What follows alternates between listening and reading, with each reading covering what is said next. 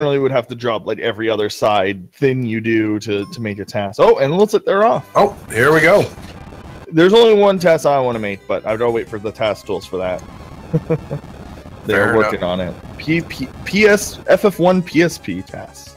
Oh, that would be fun.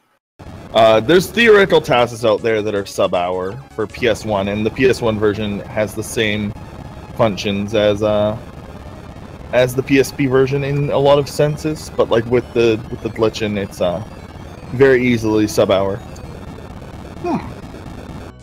I will have to look into that because I actually, when I heard you say PS1, my brain processed PSP. I was like, well, no. The PS1 like one is like the theory task is like 90 minutes for the PS1 version. Oh, got a crit. Boarum got a crit. Oh, sick. Yeah. So for people who don't know, this boss can actually kill you, but if you crit him, like Boarum just did, this is like an easy, like 10-second time save. Like, oh, Tief.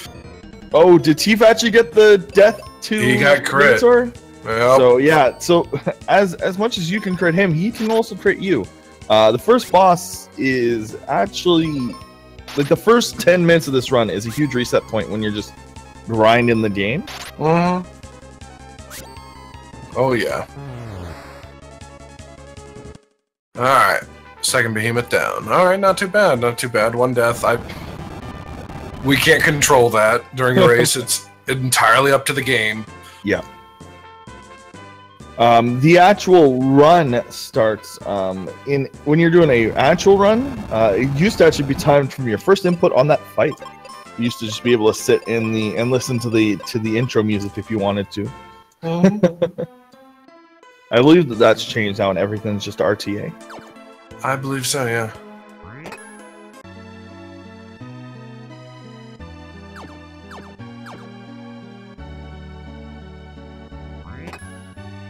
So it's always I feel really bad for some people just getting into speedrunning. And they're like I don't know if I'm gonna run like Ocarina of Time or the original Mario Bros. And then they find out like everyone uses different timings for some of these old games. Oh yeah.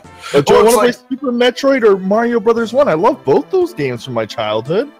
Suddenly you find out one game's recorded by in-game time, the other game is recorded by weird frame rules. Right. It's like I know like Mike Tyson's Punch-Out. Most of the speedruns go based off of the in-game counter. Each individual in-game counter is added up for the run because they don't want everything else to be related to the run, like just I know it's just there's like RNG in how long those cutscenes take or something. Yeah. And they don't want that to ever affect the run. Exactly. It's like the actual time for the fight itself. But I mean, yeah, every game has a different way it runs, so of course, yep, you gotta adjust. Unless you're in the Final Fantasy community, then we just decided everybody runs the same. Shut up. Right. That is exactly right. When you press new game to when you hit the boss, be quiet. Yes, exactly. We know Final Fantasy 9 has inputs afterwards. We don't want to mash for 20 minutes. Yeah. Because at that point, literally all you're doing is mashing, and it's whatever. Yeah.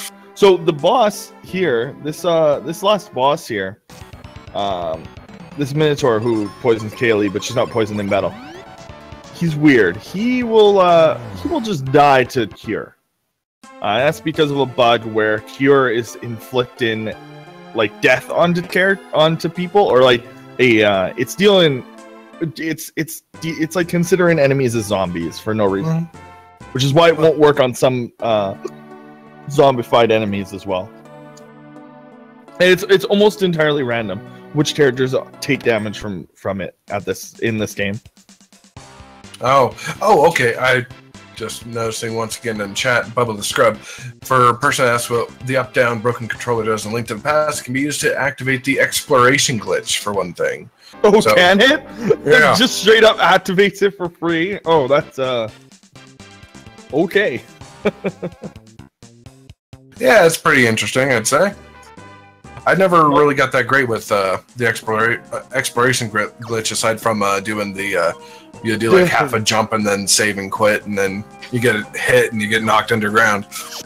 Yeah, the 1.5 minute speed run. Yeah, exactly. See, it's weird. That glitch sort of, like, the exploration glitch actually also is in the GBA version. It's just less abusable. I think that the any percent for GBA is like 5 minutes or something. You have to, like, go all the way to Peach. Or, Peach? You have to go all the way to Zelda. You have to go all the way to Zelda. You have to explore so far. We're going to explore into another game. No. That we leave that to Mario and Luigi, Superstar Saga. Fair enough. Alright, about to get the second set of bombs. Yeah, for warp to a different game. Exactly. Now, for getting left behind a little bit from the behemoth, he's not too far behind.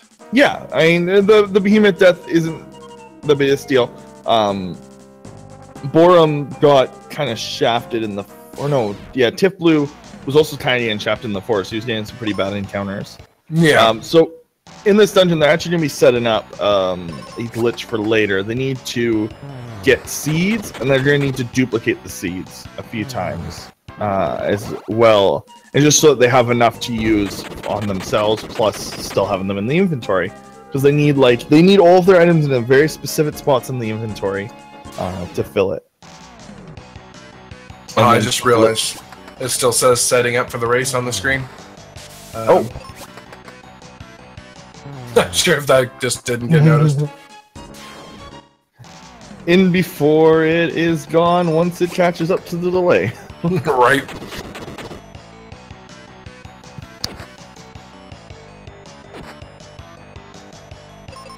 That Tristan missed, though. I swear, for a ninja, he is by far the most useless character I've seen. Is he actually a ninja?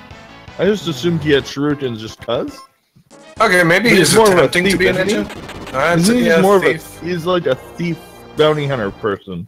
Something like Every that. time you see him, he's stolen something. This is true. Well, almost. When you run into him on the bridge, I mean, you know, he does give you back the thing he stole from you. This is true. So he's not even a good thief. Something treasure hunter? Fair enough. Those misses on those skeletons, though.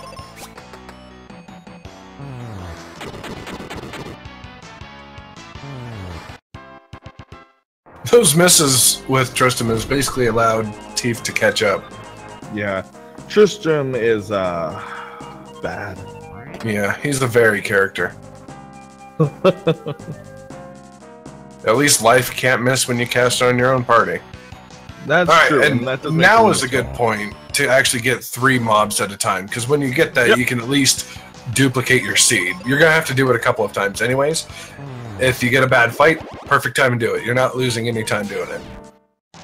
And if you get enough triple fights, I think like 3 or 4, then you can actually just use the seed on Benjamin just before the next boss, and you can do a kind of blitzy strat. It's usually what I like to do. You don't need to do that strat, but it does help. They are neck and neck right now. And this is Mystic Quest. I mean, unless they're like 20, 30 minutes apart, like they're probably gonna switch places possibly throughout. Yeah, I would love to see a close race. I mean, when the PB difference between the two of them is like 6 minutes and some change, you know most of that's based on RNG, so I imagine these guys both have a pretty decent amount of, well, it's probably about equal skill between the two of them. Yeah, and I mean, when that difference is literally a part of the RNG that we know is about that long, like, and Pazuzu's like upward. How long is the difference between the best and the worst? Like 10? I want to say like 10, 15 minutes. Yeah, I think it's almost exactly 10 minutes or something. Yeah, that tower can... And that's like if you perfectly execute both of them. And not everybody can perfectly execute every outcome of Pazuzu. Exactly. You see a lot of people get confused. It's like, okay, it's not on 5, it's not on 6, it's not on 5, it's not on 4. What do I do? Yeah, I know that'll probably be me if that happens. I'm not entirely familiar with how the other ones... Ooh, this is... The Flamer Specs is playing... He's not doing too bad for Boarum, but he's definitely giving Tifa a little bit of a run here. Yeah, unfortunately, this guy gets worse and worse as he takes more damage. I guess as he gets closer to the ground, he keeps casting more earth spells. Well, I mean, when he's closer to the ground, it's a little easier to shake it. Alright, so Boarum had I think it was a 10:03. It's actually not bad at all. Tief doesn't seem like he's too far behind. I think maybe 1 or 2 more rounds should kill him.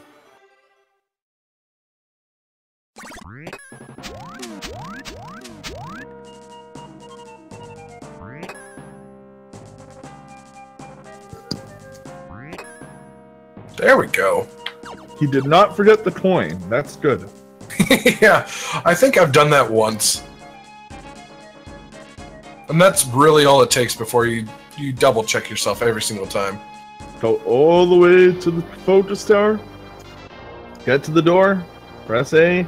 Walk all the way back. Yeah, if you're in a race, you don't have a choice. But if you're doing a run by yourself, I had it one time where no, it wasn't this dungeon. It was Ice Pyramid. I was not about to try that. Yeah, I would not recommend it on any dungeon personally, but if you just forget something, you just kind of cry. A little bit.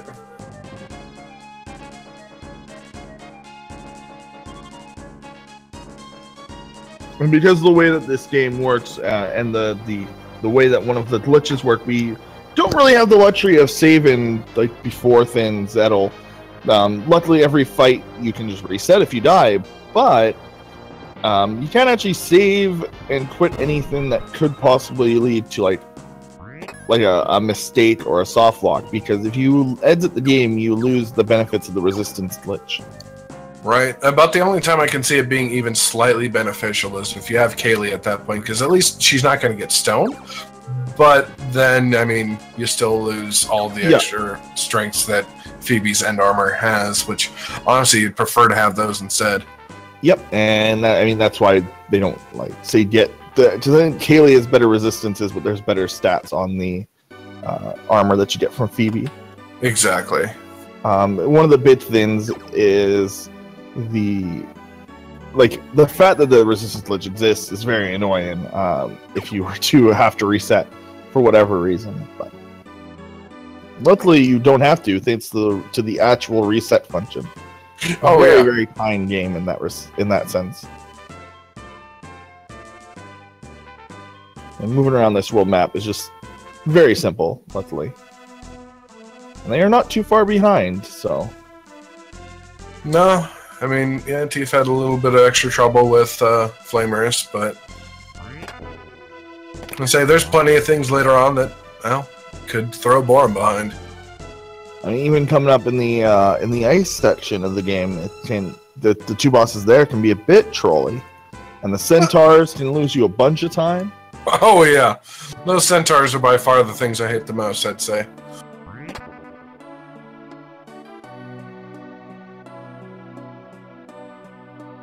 You know, the first couple times I was running this game, I swear those things would hit me all the time, and now doing basically the same thing. It's well, it's because you're too good for that part of the game. There's other parts of the game that can affect you. Right? Nah, we'll wait till the end of the game to give you the worst possible floor. Alright, and then going to Phoebe's house for some reason, because she couldn't just tell you in the cave that we need to go to the Wintry Cave. And I really do like the jump function in this game, because in this case, where you got an NPC standing directly in front of the door, you can just jump right over him and doesn't make a difference. And into the Wintry Cave. And another opportunity to duplicate a seed.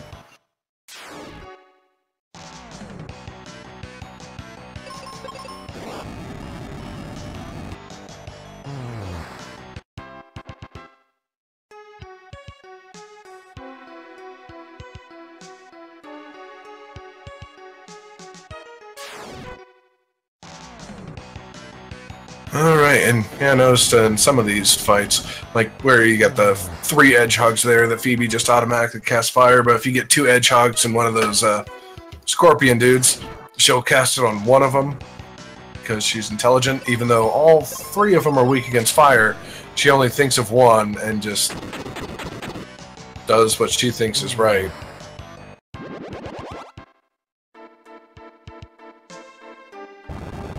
And we'll see later that what she thinks is right is not always best when she decides to play with bombs.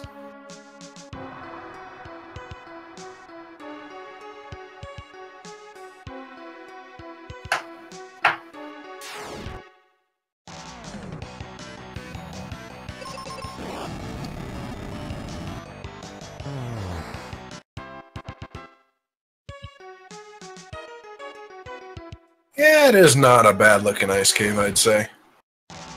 It's like the music's pretty nice at first, but then after this dungeon you get to hear it basically for what feels like the next hour and a half.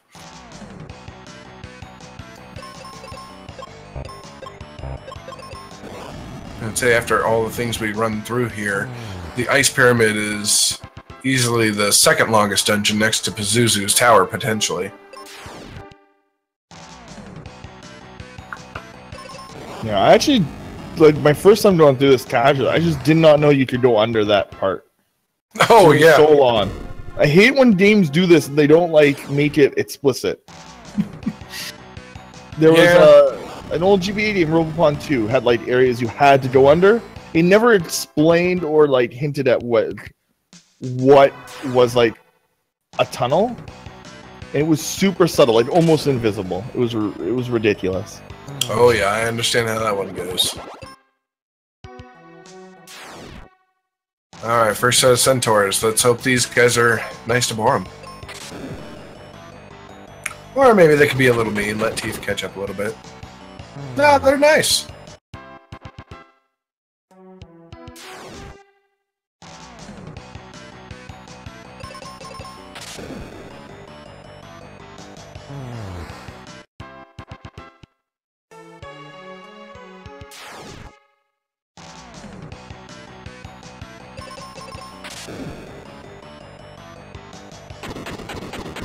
Second set, just as nice for him as the first.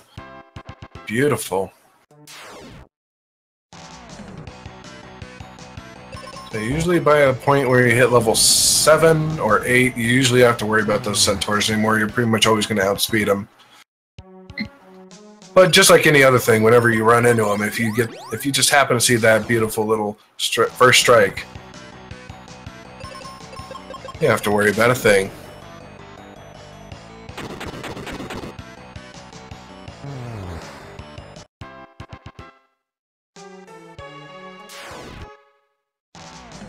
As we're getting through some pretty shocking battles here.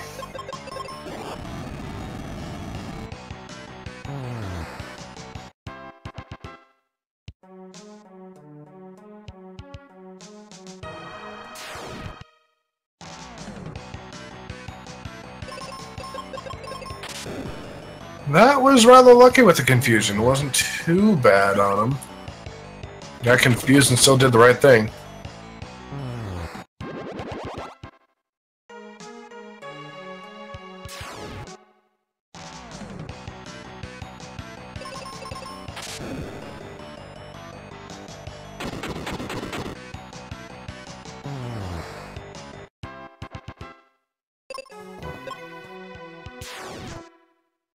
Alright, coming up close on, what's it, Squidite? Or is this Fanquid? I can't honestly remember the names of the mobs.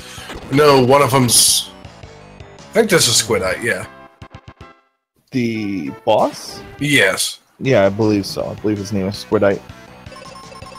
He is a squid, definitely no kid, though.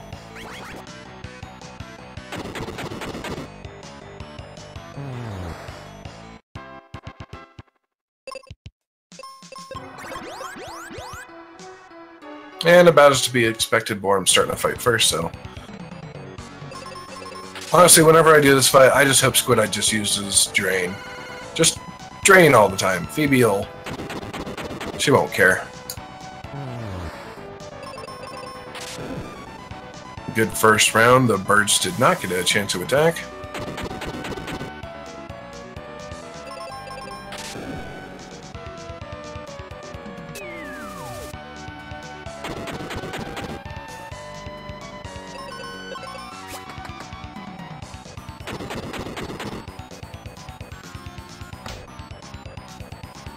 And Boarum's down, but at this point, at the point of this fight, you can pretty much leave him down. He's pretty much pointless. And Squid Eye down for Boarum.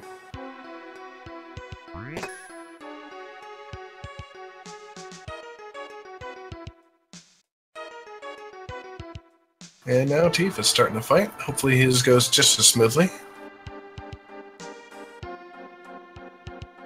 Yeah, unfortunately, for the first part of this game, we do actually have to walk through these dungeons. We do not have any form of teleport, which we will be getting. By going a little bit out of our way. We'll be killing a lot of squids for it, too. So, it's a bit of revenge having to walk back through this super long dungeon. Oh, yeah. Yeah, at least at this point, we only have one more dungeon that we actually have to walk our... There we go. Tired little feet out of. Well, we can confirm that Feasel is not listening to us right now, since we pointed that out on mic.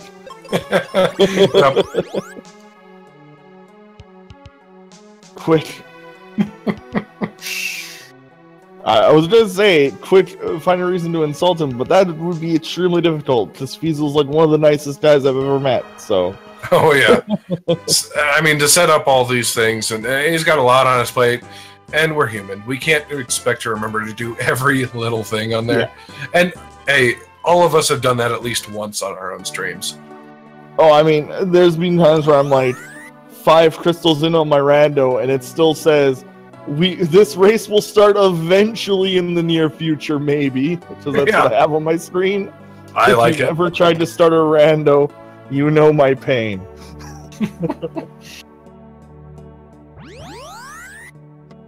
If you are wondering, yeah, it is faster to walk than it is to climb, which is why they drop off the wall as soon as they can.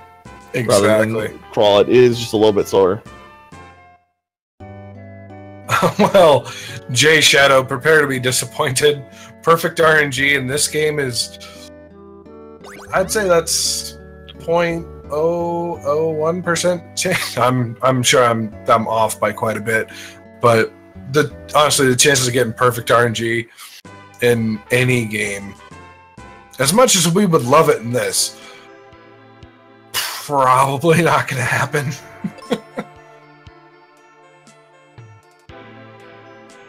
If you get like a ROM of Mystic Quest that always gives you a perfect RNG. Yeah, just like even perfect Pazuzu. Right? Or like second best Pazuzu. Nobody would ever question if you always got second best Pazuzu. Right? Honestly, I feel lucky as a duck with 2 races I've done so far, both of which I've had 6-4 Pazuzus in. It's like I haven't had a 6-4 Pazuzu in like a year and a half.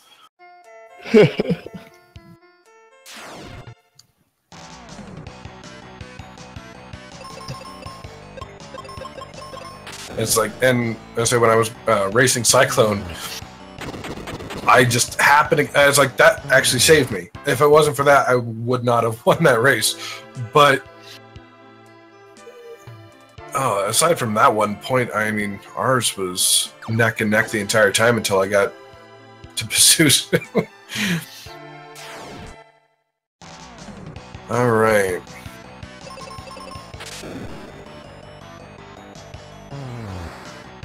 Now we're getting ready to move these pillars around in just the right order so we can skip a fight or two. Go right over to the nice little snow crab, which I swear every time I fight him, it makes me want some snow crab.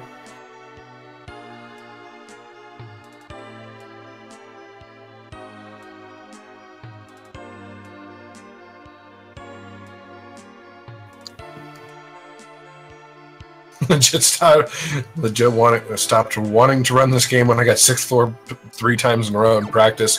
Well, yeah, because if you get them in practice, you're never going to get them in actual runs or with races with people.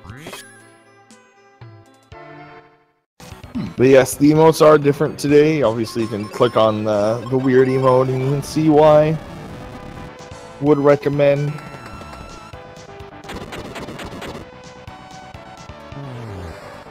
I like this dungeon. It's like the developers forgot you can jump, but also like the dungeon's designed around it, so it's like, yeah, here's some ice blocks. You're gonna need like more of these, and then you can just move them around.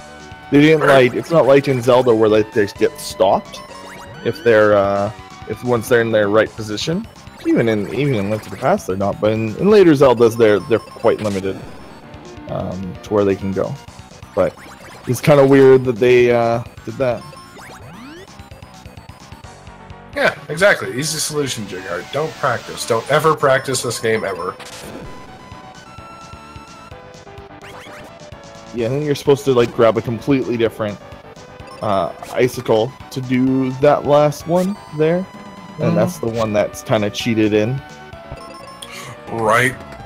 It's like they expect you to use one pillar once and never touch it again. Yeah, which I mean, in other games that's true because they are usually, like I said, they're usually unusable once they're in the correct position. Right. Here's the ice crab, who is not too much of a jerk, although obviously if his ads stick around for too long, that's a little bad. But that's pretty much for any boss in any game. The minions are around. Some games turn that on their head, where if you kill the minions, then the boss either becomes like unkillable or extremely difficult. Darkest Dungeon likes to play around with that a lot. Okay. Oh, what? I've heard a little bit about that. Oh, it's a minor death. Yeah, that's, as long as it's not Phoebe. Because you pick up the life spell as we skip the dungeon that life is in, so it actually does make the later part of the game quite hard, and that's contributes a lot to the RNG.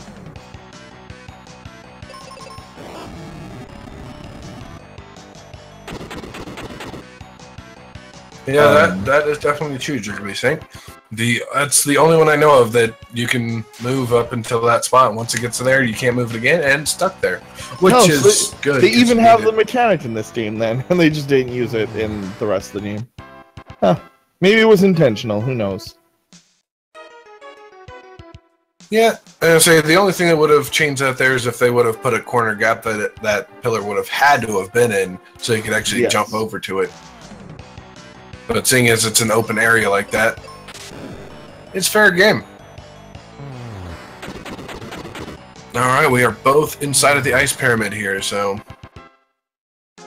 enjoy the next 20 minutes in here. Yeah, this dungeon's long.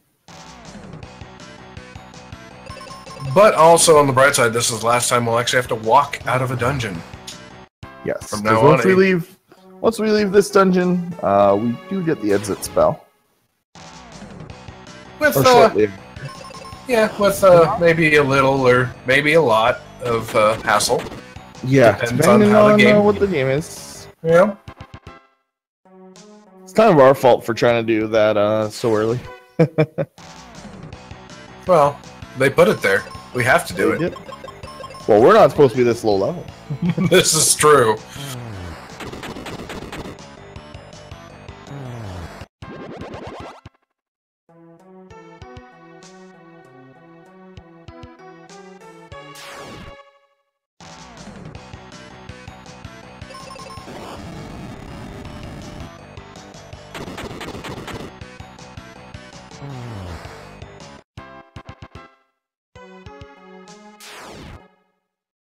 But yeah, there's not too much to this dungeon other than it looks like there's random encounters, but it's just because we skipped the item that tells us where they are. They are there, and they do spawn like any other enemy, but they are invisible because we did not pick up the right item.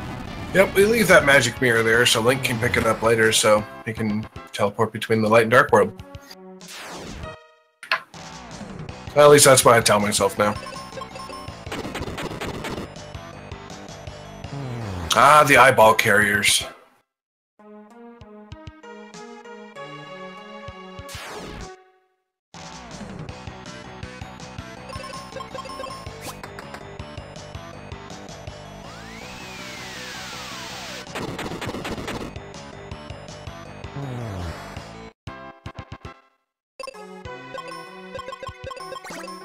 Ooh, Tief using fire there instead of thunder. I mean, he kills two of the mages, but still would have had to use Thunder anyways. I'm fairly sure I mean, I'm not running the game right now, so I can't look and check myself. But I'm fairly sure with that round where you have 2 mages and a Lamia, if you use Thunder on the entire group and then bomb the rest of them, you should be able to wipe that in 1 turn. Correct me if I'm wrong, of course. Yeah, and for the most part, I default to the others. I've done this run far less, done like practicing, but not really full runs very often. Just busy with other things, mainly life. Fair enough. I do know the route though, and I do know about the glitches. I mean, yeah, once you know those basic things, that's pretty much all you need to do a run. And oh, there's that mage decided to mess with. Well, no, he's still gonna kill him in this round anyway, so it wouldn't have made a difference. This game is almost entirely though, like the timing you take is in the inputs in battle. So oh yeah, fairly intensive actually. Like just executing everything correctly. Being in manual when you need to be in manual, auto when you need to be in auto. Having the correct weapons equipped in the late game for the correct stat boosts. Pretty much, and I say especially I know with the Pazuzu fight, if you have Kaylee on auto and she's not gonna do an auto cure, and Pazuzu's getting ready to get rid of the Psych Shield, I'd say about 90% of the time she'll just decide, oh, I'm gonna cast Arrow and kill myself. Yeah.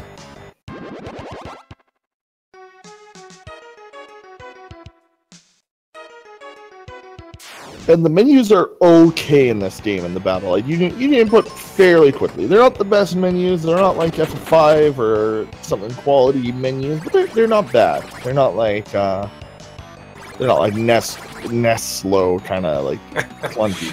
There's almost no like load time between like the input opening the next menu and then hitting the input again. It goes really quick. Yeah, very, very little input delay in this game. Like one thing I've always liked doing is like switching from auto to manual or switching your weapons in between screen transitions. Yep, that's that's definitely something you can optimize, and it is actually, I believe, a frame thing too. Like it's you actually cannot do it throughout the whole transition. There's a part where you can, and you won't lose any time. Exactly. But if you do it other places, you do stop for a second when you do it. I believe it eats your movement input while you're doing it, so you can't just move and be swapping weapons. Exactly. So it is best to do it in screen transitions if you know you need a different weapon.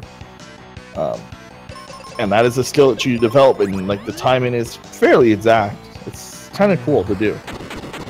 Oh, what's a fun fact about this game? Well, aside from the very first thing you fight being able to kill you, there's quite a few different things. Being able to buy 0 of an item and being able to use it.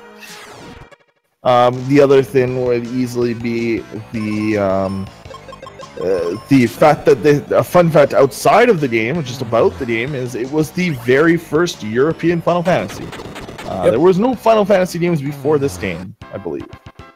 Not for them, no. Yeah, so like they didn't get FF1, 2, or 3. They didn't get Legends. They didn't get Adventure. This was the first one.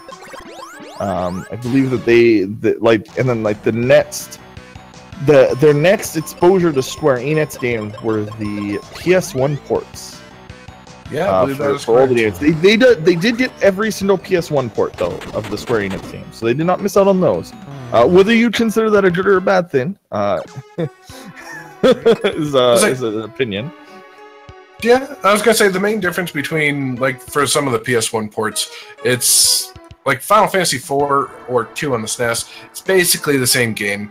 Final Fantasy 6, once again, basically the same game, slightly better translation. Phoenix is now spelled with P-H-O-E instead of F-E.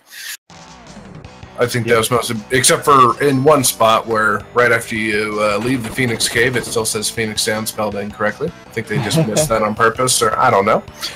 But it's also obviously has the infamous translation errors. Oh God! Why burns indeed, sir? Why burns indeed? Yeah. Oh man. But I mean, you get silly things like that. That's why like Spoony Bard is still there. Yep. This game does, in fact, love to troll you, Dark Cuckoo. And it'll... Oh, there it is, the Wyverns emote from El Magus. Team Wyverns. for people who don't know, because it is an in-joke, and you may have never seen it before. The Wyverns in Final Fantasy V were translated to Y-Burns in all caps. They did a very thing. Because they were special. Some would argue they're still a little special. We all have those little special moments. Yeah, at least it's not Capcom Mega Man Battle Network 4 levels of incompetent translations. I can't say I played that one, so that one's a bit beyond me. Alright, a couple more fights till we get to the Ice Golem. Well, you see the Ice Golem right there, but that's not actually him. He plays a little trick there like Pazuzu. If you climb that little ledge there to go up to talk to him, he just disappears back into his room anyway, so you have to go there no matter what, so it doesn't matter which... Well, it does matter, because if you go up to talk to him in that room, you're just going to waste time. Yep. But if you're playing this game casually, you might as well go up to talk to him, just to see what he says. Because I have no idea. Or probably just to see Ben's reaction. Yeah, I will do that shrug face. I love their shrug face. Like I was saying in the last race, I love how like expressive they get. Oh yeah, no, definitely. Like Square did a real good job on making some expressive faces. Yeah, they did. Also, you can walk off of like most of these like ledges in Ice Palace, so don't do that. Unless you mean to. Yeah, which we do sometimes. Yeah, we do a grand total of I think 3 times here. Yeah. First time we go get the noble armor, the second time right after the end of the boss fight with the Ice Golem, and then once again after we take a couple steps over to the right, so we don't have to walk through that entire area again. Just save a few steps. Gotta save them frames. Exactly. Kill the animals, save the frames. And if you donated any differently, please you can continue donating to things. That's good of you. Nice save. Nice save.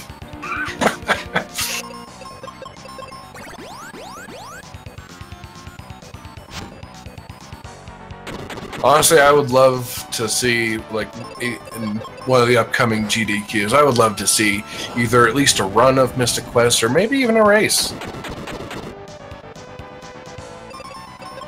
Because for the most part, the only one I generally tend to see, or at least for the most part, is Final Fantasy VII, which is an 8-hour run, and it's usually done in the middle of the night. Would love to see one of these with some people.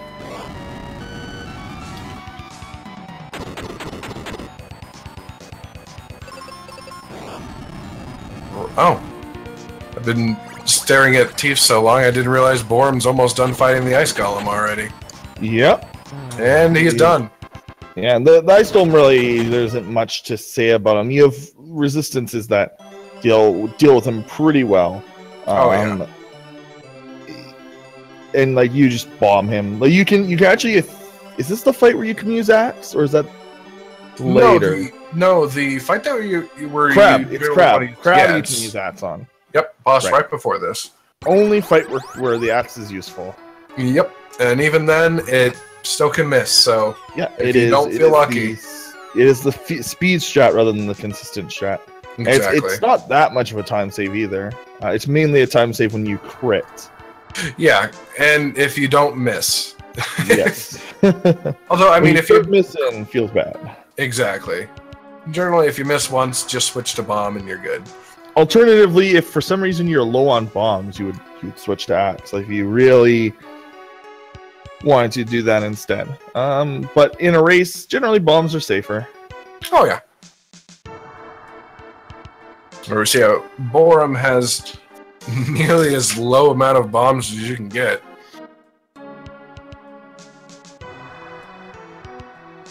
Although, I don't know if many people have seen this, but if you do end up running out of bombs, you do end up using a skill that's similar to, like, Struggle in Pokemon. Mm-hmm. It doesn't do damage to you in return, of course, but I think it hits all of them for, like, 10% of the damage or, like, a quarter of the damage. Either way, it's useless, but it still lets you attack with no bombs. I throw nothing at you. Ow. Yeah. It's like, actually, in that case, it kind of makes me think of Monty Python and the Holy Grail. I blow my nose at you! My thoughts in your general direction. That's about as useful as it is. Alright, Boarum's starting the nice little exit fights. His first fight, pretty good. It's because you need to have no bombs for the gym skip. Oh, wait. We don't need to have no bombs to skip Gen. I mean, if you go in that area, maybe, but we could just skip that area entirely. Unexpected attack. Fun Sphinx time. So this could be a good time where, if Boarum gets a lot of Sphinxes, he seems to be, could give Tief a good chance to catch up, but we gotta hope that he doesn't get as many Sphinxes as well.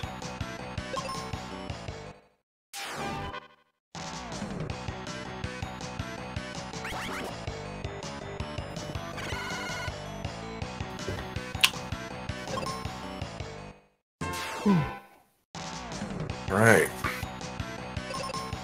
So third Sphinx, or third Squid. There we go. Squid's dead. Now we're actually not really using this for levels, although it is nice that we do get some levels here. We are just doing it for the exit spell. And we actually don't want to be too over leveled, or else it makes the glitch later a little harder. That is correct, actually. I know between... It's 21, 22, 23. Oh, okay. Is the good numbers. 24, you have to like use flare and then do something, and then you can do the glitch. I do know it also works when you're level 36. Oh, well, that's odd. Yeah. What an odd jump. Okay, well, interesting. I was playing around with it, I think at the end of my last race. I actually had an old clear file from when I played through the game legitimately, not like back, because when I found it was on the Wii Shop, it's like, I haven't played this game in years. I actually legitimately enjoy this as a game. I know it's, as far as some games go, it's more of on the joke side, but let's say, like, quote-unquote storyline aside, it's a pretty good game. And exit for Boarum.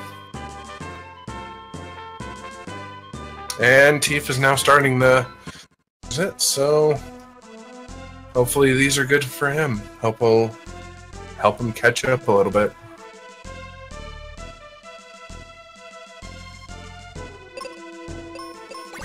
Using that last seed, exiting out, and now we're ready to go get the, well, ready to throw away our old coins, make some new coins, and say, there's enough heat in the world. We don't need to save the fire crystal.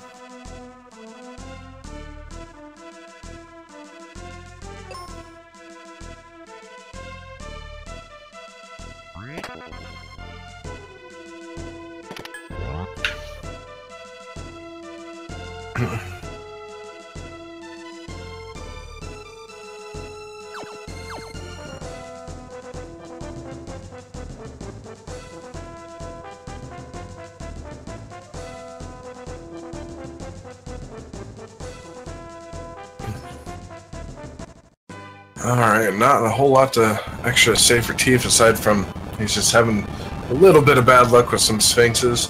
We're getting ready for Boarum to do the glitch of, you'll see why exactly we've picked up certain items in a certain order.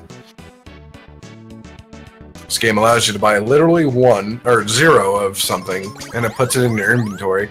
That makes sense, right? by exactly 19 cure potions, of which can't fit in that top line anymore. And the game set up where it won't put any of those items anywhere else. So it decides to, well, either underflow or overflow a certain amount of items into your inventory. And 19 is the magic number for us, which gives us both those coins and that neat little Mobius crest, which will help us teleport over later to go get the, well, get the Mega Grenade and go over to Captain Mac's ship. We just want to make sure from here that we're careful not to pick up any chests that we know will have cure potions in them, because that will destroy our inventory.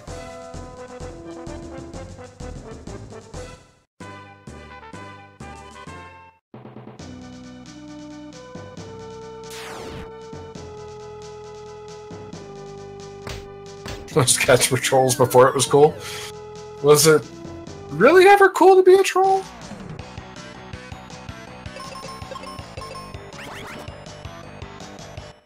Oh, and Boarum just got stoned. Oh. Luckily, I mean, it's like fighting the behemoth. If it knocks you out real quick, you really don't lose a whole lot of time. Yeah. If he puts you to sleep for a couple turns and then stone, that's the big try and you work. You hope it works. Oh, and our best buddy is about to come up. Here comes Tristram. I think he's only here for like 3 fights or something stupid like that anyway. He literally no, that's Ruben. Ruben is 3 fights. Or does Ruben even participate in a fight in this game? Yeah, he does when we go to Captain Mac's ship. Right. He participates in like 4 fights, or maybe 5.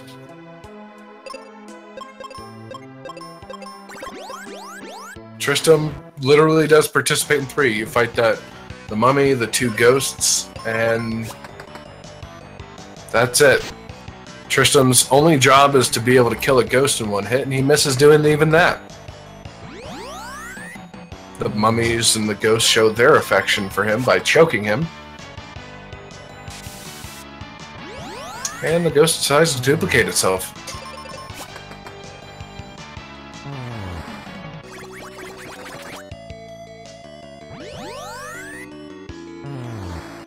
I say this speed run does show a lot of girl power. You get Tristram, he sucks. You get Phoebe, she's pretty quick. She's pretty great. You get Tristram again, he sucks. Once again. Then Kaylee comes after she's sleeping the entire time, so we can only assume she's sane. She came like to the brink of death and came back more powerful than ever.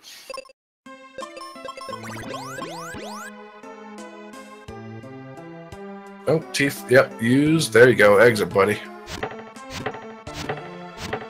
This game is actually about cats, dogs, and birds. I guess when you break it down, you're not wrong. The Sphinx of the Manticores, I would assume those would be more or less the cats. Or maybe dogs. Yeah, they could be both.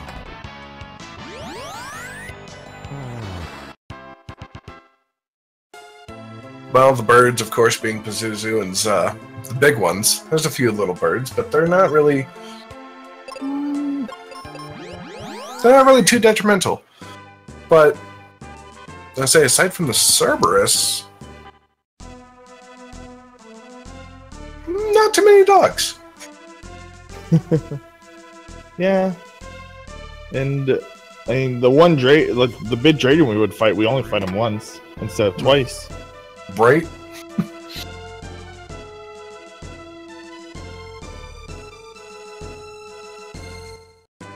Definitely about birds, though. We care about the birds. Well, we care that the birds are nice to us and allow us to kill them.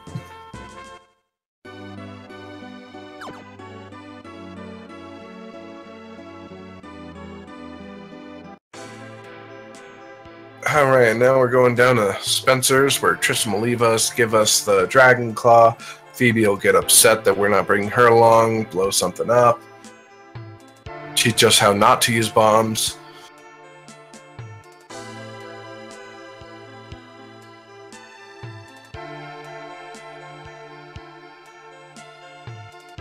Which would be nice if we could kill both of those birds with one stone jig heart. Would be truly nice. But I think we'd have to throw it pretty hard.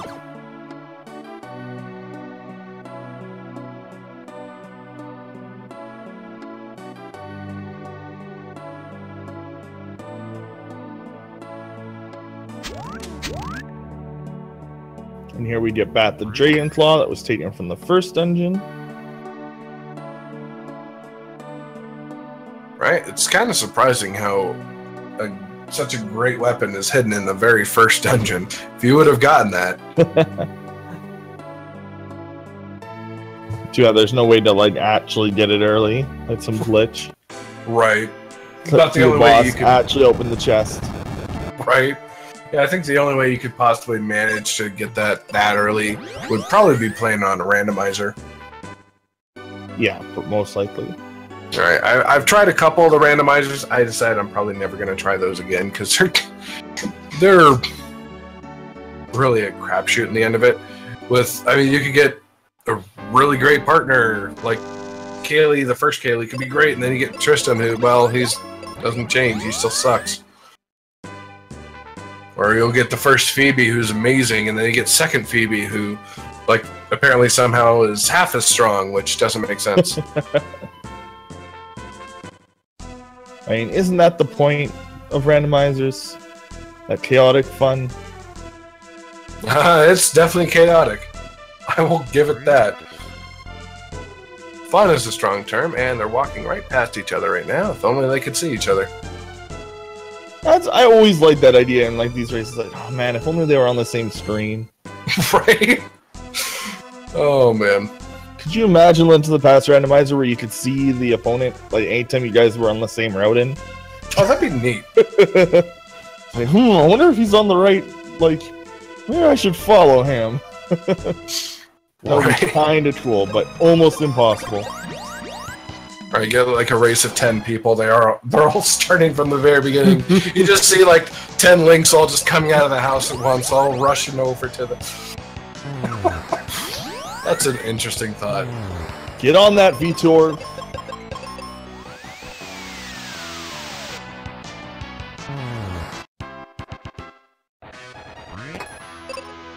Alright, and we got Arrow, and Boarum did already leave the focus tower, so he had his exit set in the correct location.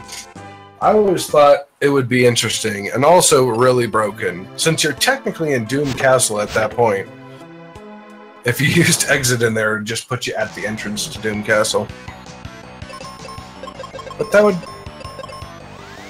be just a little broken at that point. Going into Doom Castle with Kaylee at level 31. I mean, she's not bad by any means, but you're level 11 and you have no way of getting out.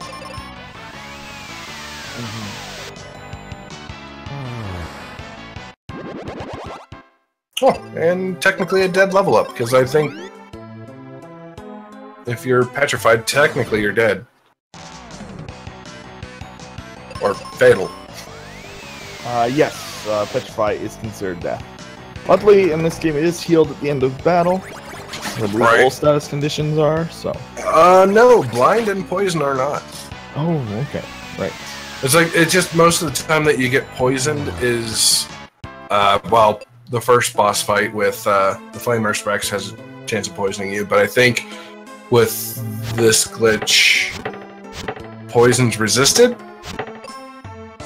by your partner. But yeah, blind and poison are two things that do not heal themselves. No, you can definitely get poisoned, because you can get poisoned just in... Oh yeah, you can get poisoned. Yeah. That's right. So yeah, poison, but either way, after the fight's over, your party's re-healed, and let's do that on the weeklies, get 100+ Links running around. I would be down to play that mostly just for the chaos. Even if they're just ghost Links, like, just like images.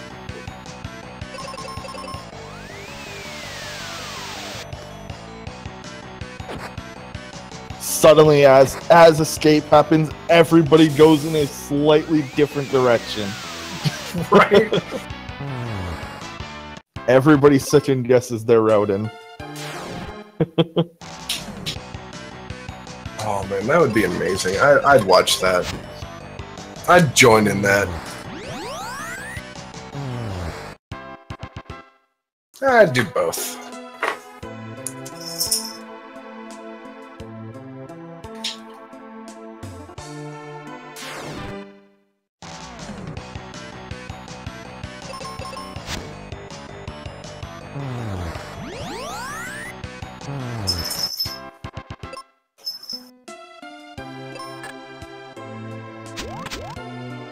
Alright, going through the Great Deku Tree with our hook shot. It's so true. I mean, it's basically the same, except this Deku Tree doesn't die. As far as we know. As far as we know. We can't see, though, so... Right, exactly. Anything could happen.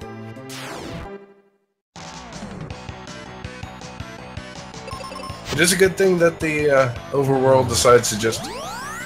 You press one direction and it just moves you to that location on its own, because otherwise you could get really lost. Of course, I figured if that was the case, people would already know by now how to navigate through that.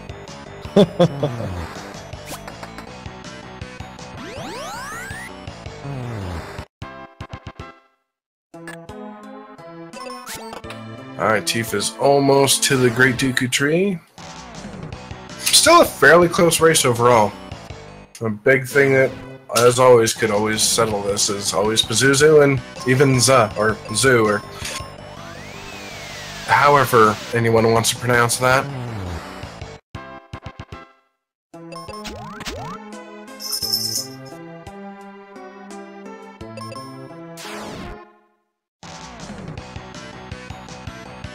And here's an interesting yet risky strat that did not actually pay off. When you're fighting the three ghosts, just trying to hit all three of them with arrow with both of your characters. Granted, if Benjamin dies, you don't lose a whole lot of time. You'll just have Kaylee do it again. But a lot of times, if you have three mobs, you want to just have one single target down. And well, I guess it really depends on your personal preference. It doesn't change a whole lot of time either way. And then another aspect with these leeches here, you get a 3, if you get a 2 you can wipe them both out with one arrow. But I'd only suggest trying to run from it maybe 2 or 3 times, otherwise it's really just a huge waste of time from there on.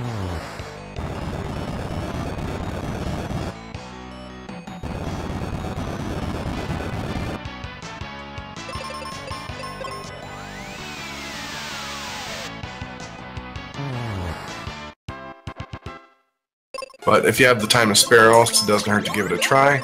Don't know if Boarum knows if he's ahead right now, but also being ahead right now doesn't make a huge bit of a difference because, well, our second to next engine will be deciding quite a bit.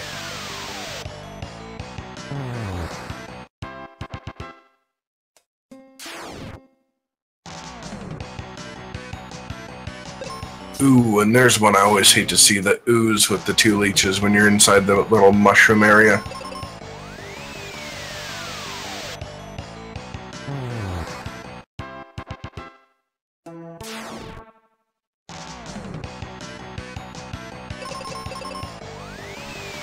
Yeah, like, so, correct me if I'm wrong, mushrooms are fine in trees, right? Like, even at, like, yeah, exactly, that's what I thought. Me too, I knew I was right. Sure, why not? I'm pretty sure. No, I'm actually legit. I'm pretty sure. Also, like, I love how Hookshot can just be used on walls in this game. It's like, right. I don't know why we're playing Zelda all of a sudden, but sure, Nintendo. Basically, I'll accept it.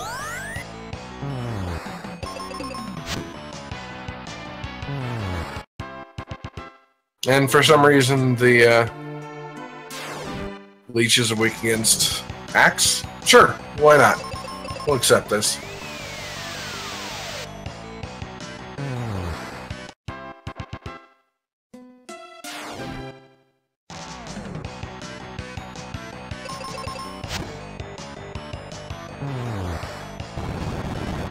I guess it's a one less time you gotta use a seed, I suppose, but I guess when you have unlimited, technically unlimited seeds. for the rest of this run. You pretty much don't really need to worry about it, other than just trying to save as many frames as humanly possible.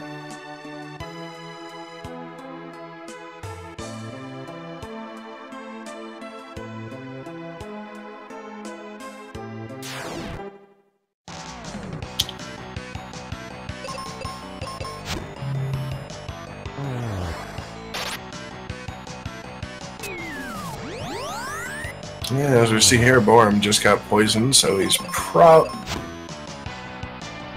So, yeah, that is definitely right. You can get poisoned, and that is something you have to heal off after a fight. It doesn't affect you while you're walking around, unlike other Final Fantasy games.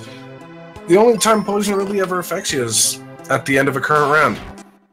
It's just that little bit of time it takes to put that HP counter on there.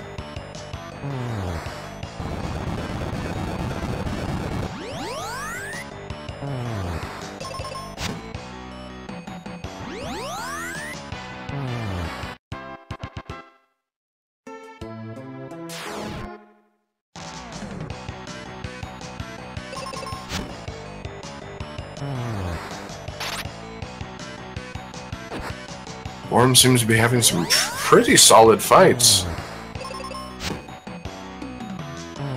Definitely taking advantage of the Kaylee on auto. Oh, I'm doing dumbs.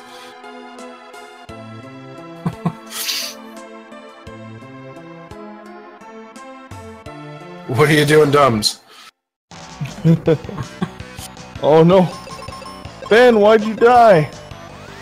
Hey, just take a nap. Just...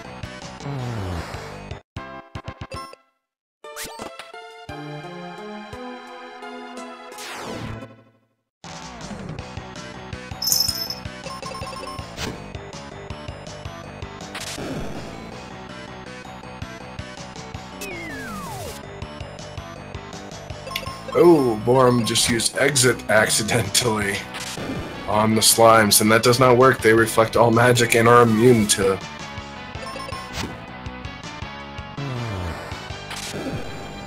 Some mistakes are being made in the tree.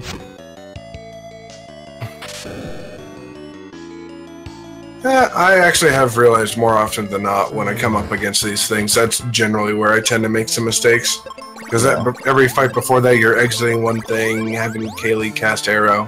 But on the bright side, he didn't have Kaylee cast arrow and, well, blow herself away.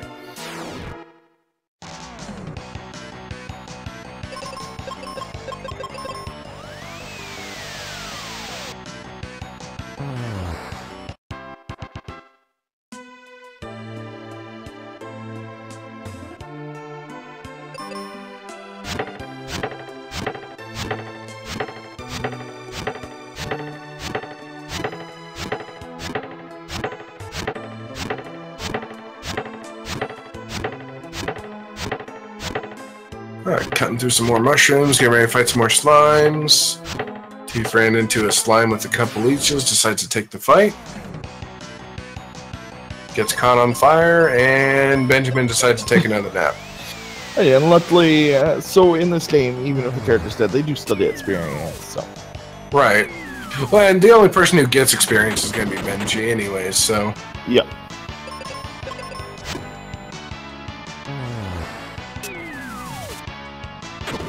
I usually expect at least one dead level up, because right before the Minotaur fight in the very beginning, more often than not, at least with my luck, Benji tends to get knocked out by either of those goblins. I think they're called red caps? I don't know. We see them all of twice, and we skip through those menus so quickly. Yeah.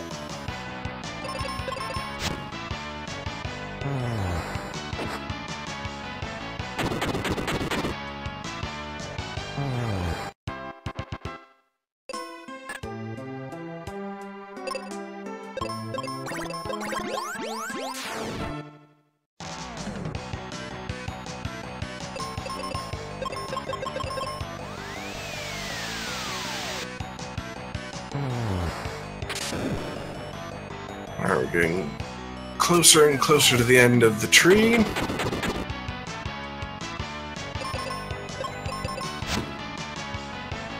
Just once we finish the tree, we'll get that meteor spell, which we only really use. Mostly we only really use it in the next area anyhow. There's a few chances we'll use it in anywhere where we end up running into a fight that has 2 chimeras.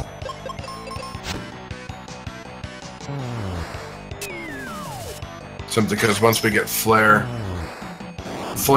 in this game, unlike pretty much all the other Final Fantasy games, is considered a fire attack, unlike most of the other games where it's non-elemental. Yeah, which in this game there isn't that many spells, so it more or less takes the place of a Faraja, basically, rather than like an actual flare spell. That is right. Oh, those slimes just gave Boarum a one round fight. I like it when they cooperate with that. It's not something you see very often at all. And you do not want to have Kaylee auto here, because just because she thinks they're weak against it doesn't mean they're that weak against it. She'll use Cure on the enemy. It'll do some damage, but it's not going to kill them. And it's more of a waste of time than anything else.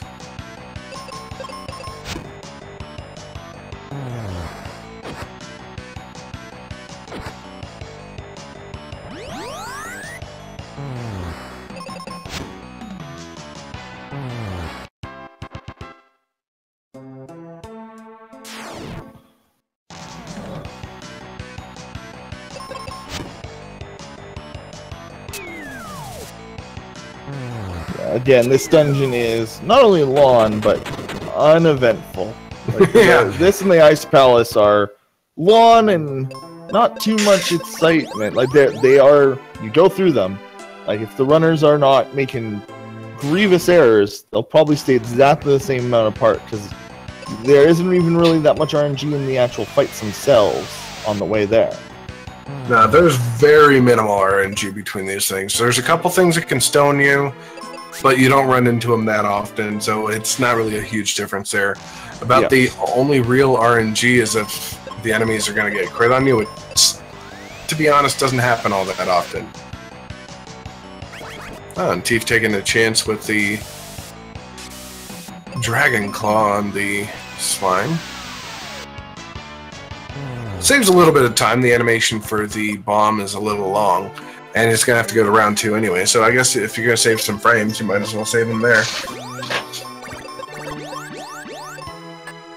And here Boarum goes, fighting the Ghidra. I don't know where they came up with these names.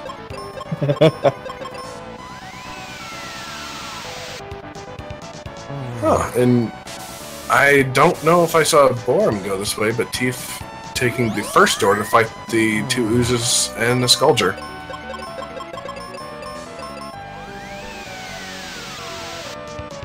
I seriously wonder what a Ghidra is. I've seen that translation a few times, and I don't think that's a thing. I have no honest idea, but to be honest, a lot of these monsters are all made up anyways, so yeah, why not just throw a fun name at them? There's usually like based on something. Yeah.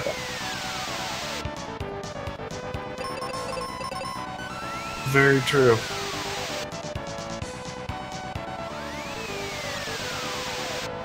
Alright, Ghidra doesn't seem to be doing too bad so far. Boarum opting to have Kaylee cure herself. Not a bad move. You usually want to make sure Kaylee has plenty of health to go through. If Benji gets killed, she can heal him, but if anything happens to her, you're a little SOL. But ending the fight, 109, that ends a little change. Not bad at all. Boarum's having a pretty solid run here.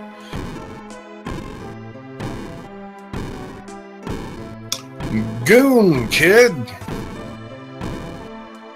Because spacing. Oh, the cutscene as well. Moving a tree, but can't see anything.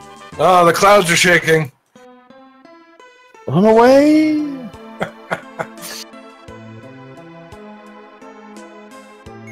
Now to go get Meteor. You could have gotten Meteor before, but honestly, it saves time just to grab it now, because there's not many fights you'd really get a whole lot of use out of.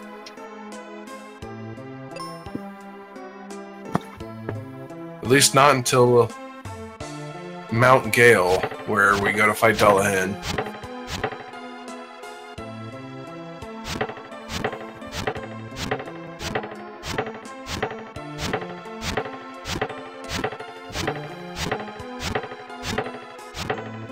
And I decided to check a while back, because you get the Mobius Crest, you can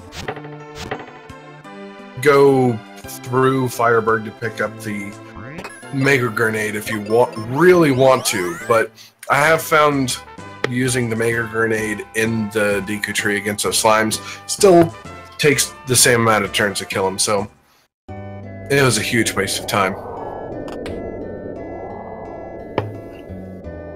Mostly when I was just playing around with the game, just trying to see if there's any little extra things that, you know, I thought people might have missed, but I feel like people have already checked those and realized that they're terrible strats and no one should ever do them.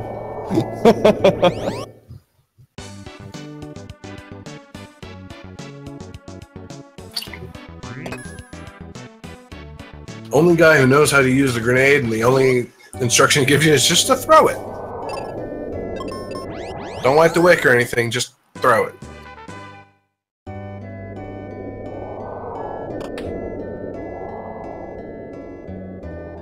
Alright, talking to Otto. Complains about the wind. It's a little too windy for him, I guess. They live in a town called Windia, you expect some wind. You would, but apparently he does not. Yeah.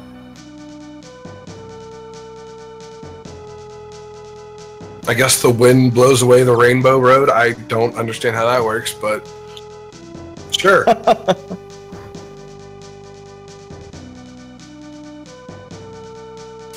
Alright, and I say this place is pretty much just cut and paste every single fight. You kill one mob with arrow, have Benji hit the entire group with meteor, rinse and repeat, even basically through the boss. Also, I mean, you do want to make sure that Benji's healed, because he gets crit like that and dies.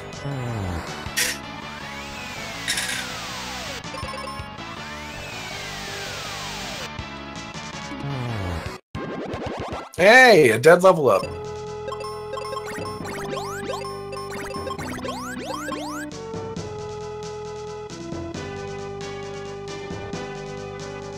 And this is also, I mean, it's not a thing you have to do, but I also find, like, whenever you open up the menu, if you go to heal yourself, you might as well use the seed at the same time. It'll take maybe, what, 2 seconds? Just throw that through there.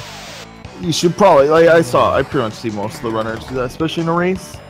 You may as well just grab the seed, you have unlimited of them, you have basically unlimited mana. If you want. Yes, indeed. Ooh, this isn't looking good for Tief. And he just committed... he just basically committed seppuku. He had his sword out, stabbed himself with it. Sometimes it's just what you gotta do in this game.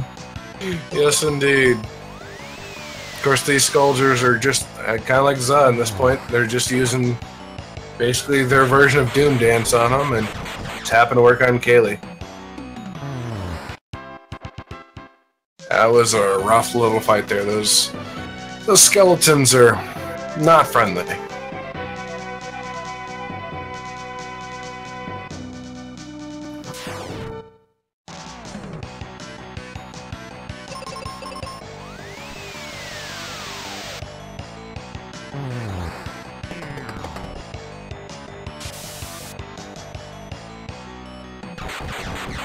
I also think that they're weak against arrow because, well, they're literally just a skeleton. There's really nothing holding them together. You just throw some wind at them and they fall apart.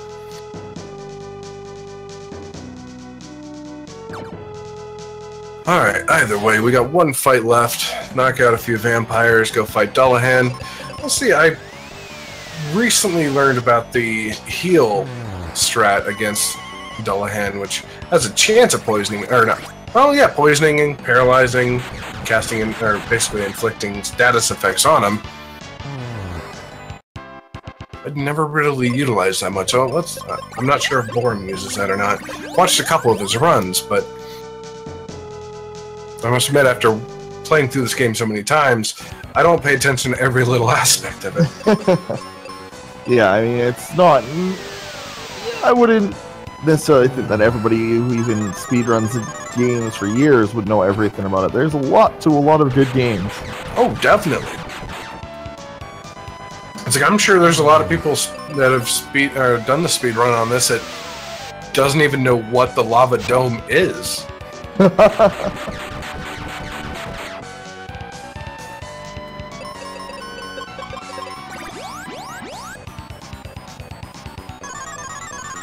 Ooh, that Doom dance.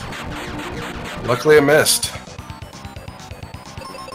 Dullahan is one of those few bosses later in the game that can just decide. And once again, there's Goon Kid.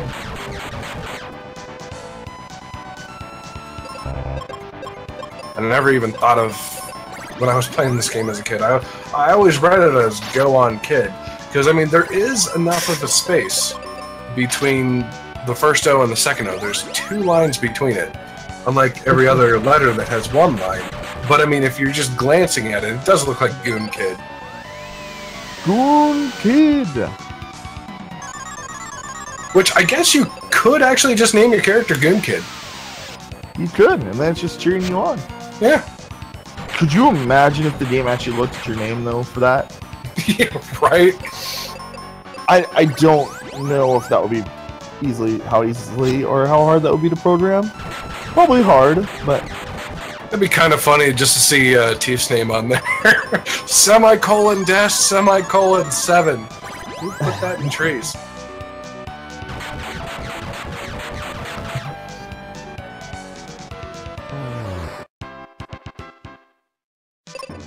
Alright, and Dullahan is down. Now, depending on how nice or mean Pazuzu's tower is to Boarum, could mean Tief has plenty of time to catch up.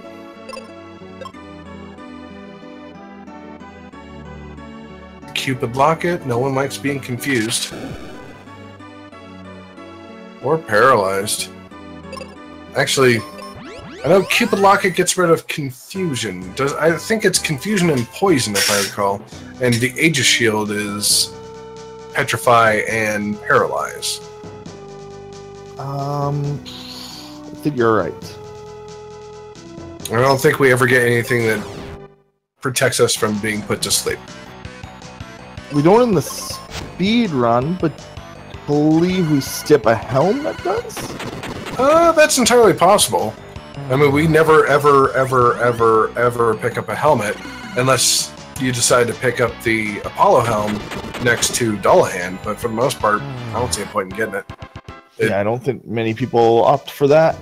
The only thing that protects you against is fire, and there's really, at the point after that, there's really only one thing that casts fire on you, and that's going to be the Twin-Head Wyvern, or Twin-Head Dragon, whatever, the Green Dragon guy. Yeah. And by that point... yeah, and by that point, it's one boss. Hit it with Meteor and... oh, yeah, Meteor and Arrow, because it is resistant to Flare.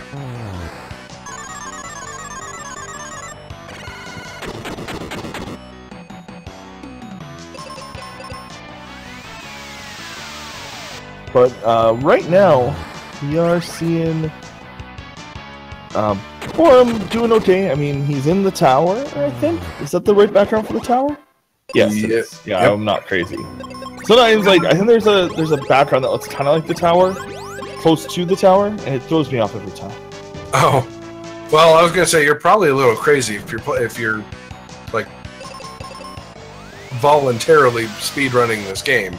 It does require a little bit of insanity, but no, you're definitely right. Once you run into those beholders and those, let's be real here. I haven't actually posted time on the leaderboard, so I haven't speedrun this game enough. No, I have not. Oh, I've done a run offline, but I have not actually put the time in online because I don't have a lot of time. Huh. All right then. Real life. It's a thing. Fair enough, and you are not wrong.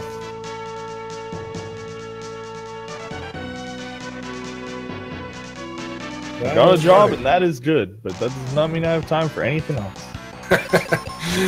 Yeah, to a point, I definitely agree with you there. Oh. I am actually just now realizing, I was looking at the leaderboards a couple of days ago. I know I have a match with Jigheart this Friday, and when I checked the leaderboards last, I was ahead of him by about, like, 45 seconds or so. And now it seems to be ahead of me by about that much. Well, hey, that's just that's like one death. That's like one or two insta deaths by Pazuzu. So yeah, I'm looking forward to it. It's gonna be really well. I hope it's really close. I really hope RNG just doesn't decide like, oh hey, I'm gonna get floor 2 and give him a floor 6, or vice versa. Yeah, it's always unfortunate when that happens. Right. Alright, Tief coming up on Dullahan. Boarum's going through my... Well, out of the 3 sets of long floors there, or the stair floors, I'd have to say this... Well, there's 3 of them. They kind of go in order. The first one's not too bad. Second one's a little annoying with all the eyeball carriers. And then the Hellway, with all of the manticores.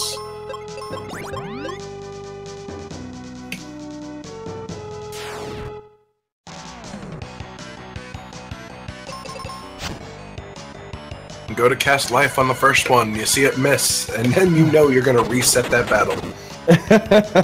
Absolutely.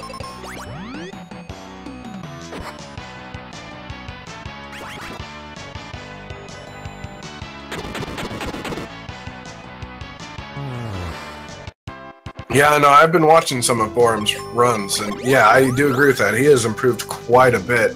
I know when I first joined, like, the week before I joined, my current PB at that time was like 2 hours and 18 minutes, and now I'm down to a 2:09, so I've cut it down almost 10 minutes from what I had before. I do blame / give credit to this tournament for making me run that.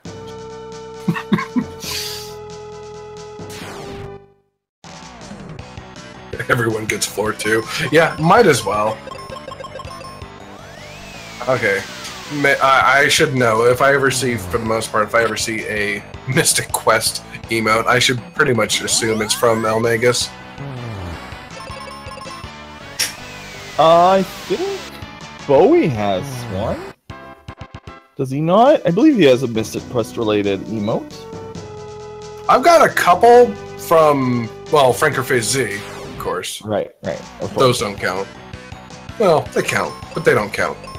Be afraid, Rizzy. I actually need to update my channel on that. Ever since I switched my name, it erased all of them, which was a good thing. But also, like, I'd like some back. Like, all my old ones are based on like what I used to do. Oh right. Okay, like, so if you change your name on Twitch, FrameRayZ is one of the few services that just completely were based off your channel name. Discord is one of them. If you change your name on Twitch, you need to actually disconnect. Like, so it's really weird. If you want that like thing that says that you're live on Twitch, like on your Discord, you have to actually quit. You actually have to disconnect Twitch and then reconnect it. Huh, but neat. If you don't care about that, you can actually just not do it, and we'll recognize your followed channels and such. Yep, and very, that is very strange. Absolutely correct, Silverfire. If you are blind, that does cut the accuracy of the life spell. You do not want to go to into a fight blind, especially with the manticores, because life, it feels like it'll miss half the time. And then Boarum gets petrified, Kaylee's left to fend for herself. She's blind, but life does not miss if you cast it on your teammate. If you cast it as an attack spell, it's got a really good chance of missing there. I mean, life can miss either way. Anyone who's done the run enough times has seen life miss on the Minotaur. Yeah, life finds a way in this game. Yep. A lot of enemies are weak against life.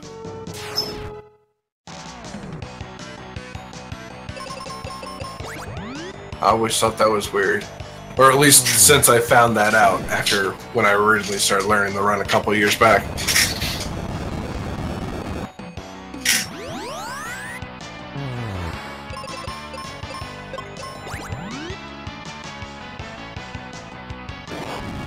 And as you can see there, life can also miss even when you're not blind.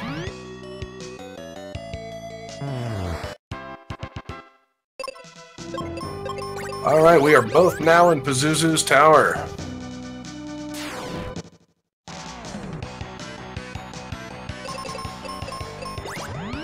And as you can see on Tief's there, you see Pazuzu stand there on the first floor, but that doesn't mean he's going to be there later on.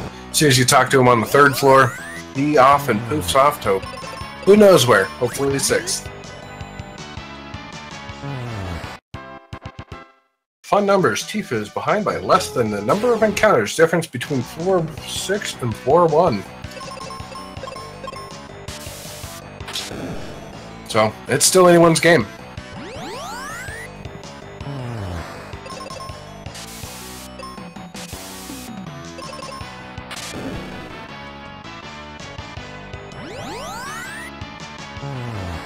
The one thing though in these races, you want to see it at least once every time. You want to at least see a PB.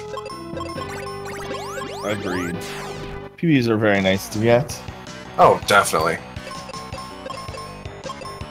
It's like you don't even have to win the race. If you PB, you at least you win for yourself. Or even if you don't PB, as long as you learn something else with the game, or well, sometimes the game just decides nah. But you'll get something out of it every time. Even if it's just frustration.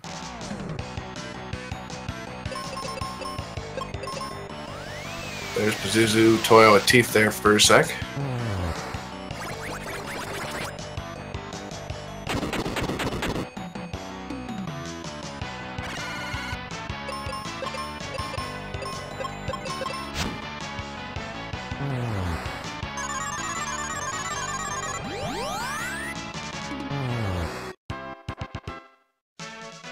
Alright, we're getting close to finding out if Boarum is getting floor 6 or if he has to continue searching for Pazuzu.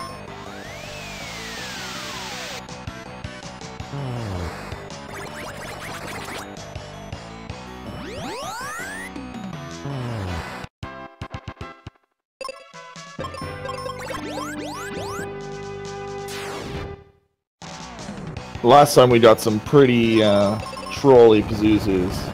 Fortunately. Oh, I did not catch a whole lot of the last run. How did they go last time? Well, they got, like, I think they both got floor 2, but then they both screwed it up, and, like, they teleported again. So, like, okay. I think one of them to, like, floor 5.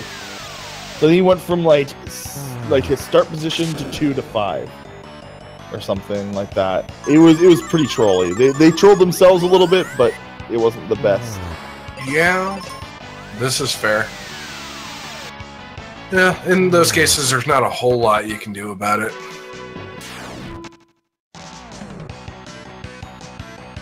Not screwing up is a good start, though. Yeah, this is very true. This is very true. At least, yeah, not screwing up what you have control over. No, it's easy to get confused if you see something you've not seen often or haven't done a whole lot. Right, and that's for a lot of runners of this game. That is what is happening. Oh yeah. So that's a lot of speed gaming. A lot of people just like the idea of racing the game, even if they're not good at it or they've never played it before. Like for some reasons that's fine. Like rando, it's not really that big of a deal, honestly. Yeah. Oh, you've never played rando before? Okay, that's fine. Most people have never played the rando that they're gonna play before. Right. Like that's one thing I always enjoyed about the Link and Pass runs. It's like I played through that game so many times as a kid, and the randomizer it does add a lot of an aspect to it. It's like you have to know where certain chests are, like the hype caves and whatnot. Yeah. But with honestly, when I was playing it on this game, there are some spots where, yeah, they're going to give you a certain item. You have to have this item to get through here. Like, Phoebe still gives you the claw. You still get the bombs from Tristan, but you have a chance of getting both of those items well before it even happens. Exactly. Yeah, and that's why like good runners of Link to the Past do pretty good at like Andy is a very good Link to the Past runner, like in Rando, because he's the best glitched runner probably out of almost anyone. Oh yeah, I do enjoy watching his runs. And here goes Tief through the fun hallway. But at least now that we got that little notion about if you're blind, he's not blind, so he should be okay. But even if you know what you're doing through this hallway, these guys can still just decide to ruin your day. Luckily, you do have warp, which does remove an enemy. Right.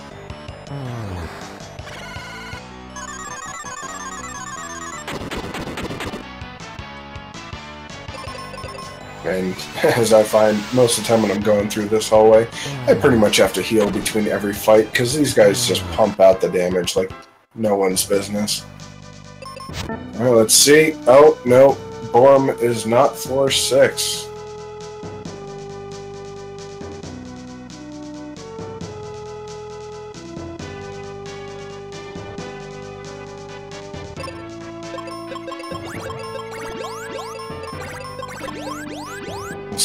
See if he gets floor 5 or floor 1.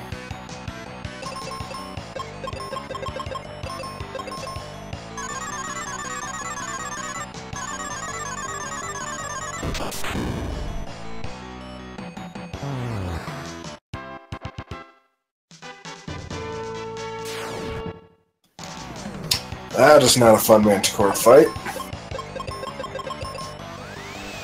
Pretty much anytime you know your partner gets knocked out of commission before she has a chance to do a whole lot, you're gonna have a bad time. Yeah, it's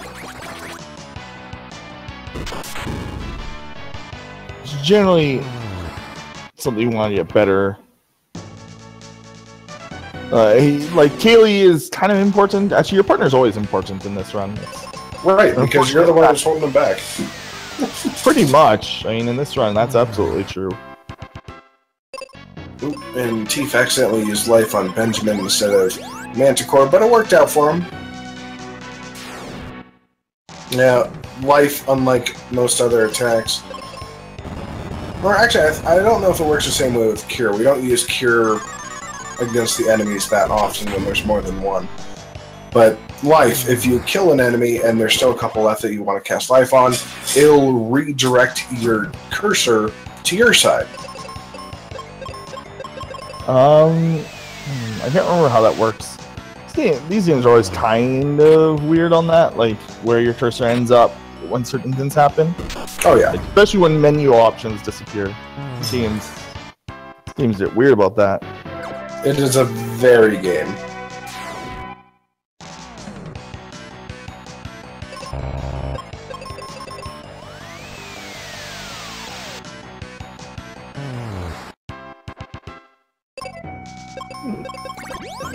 And opting to have Kaylee use arrow instead of life on the Manticore. I suppose that works. And Boarum's got a 4th floor Pazuzu, so he's going to have to hit the switch there, go back up and around to 4-5 to fight him there. So, I mean, at least we know at this point what needs to be done. It's a lot easier than guessing than not knowing from here on still. Yeah. It's a little bit of comfort there. Not a lot, but there's some comfort there. From here on, we gotta hope that Tief either gets a 6th floor, or he is still gonna be behind a bit.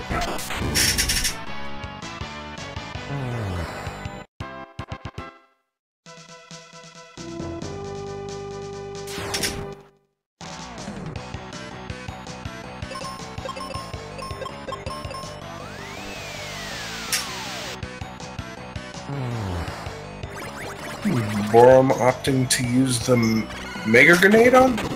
Yeah, it works, I suppose.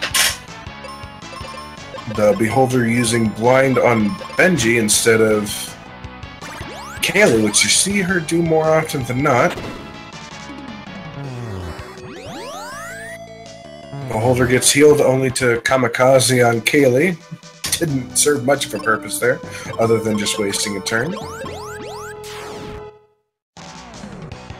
And we're about, after this fight, we got a little walk and do, 3 fights, and then we're going to fight Pazuzu.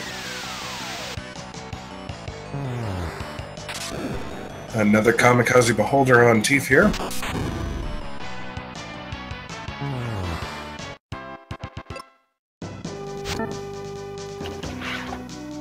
I am hoping for the 6th floor for Tief, just so we can get this.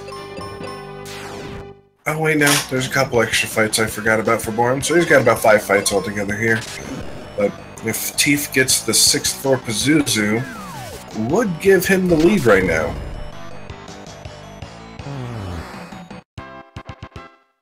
Providing that Pazuzu is nice. We'll see how this goes.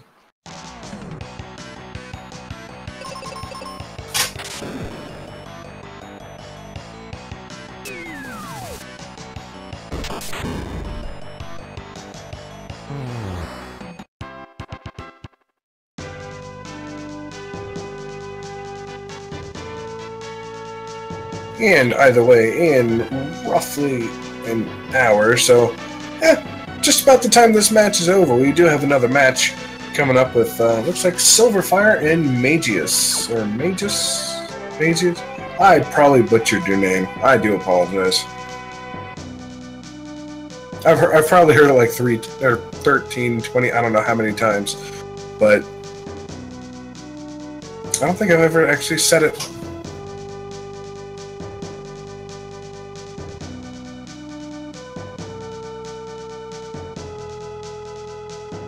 Oh, and actually looking at the leaderboard, Silver is actually just ahead of me by about 19 seconds.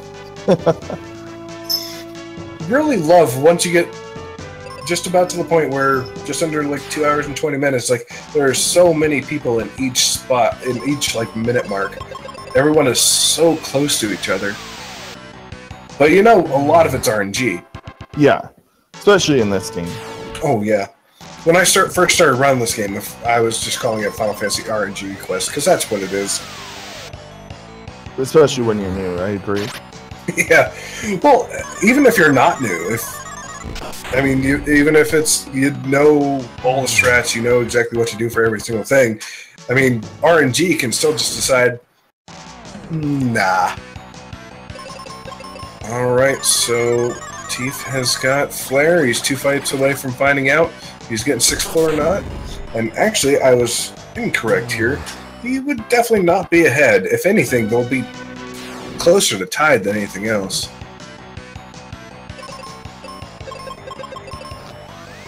Yeah, I mean no, not really. This dungeon right here, you can lose 10 minutes just out of nowhere.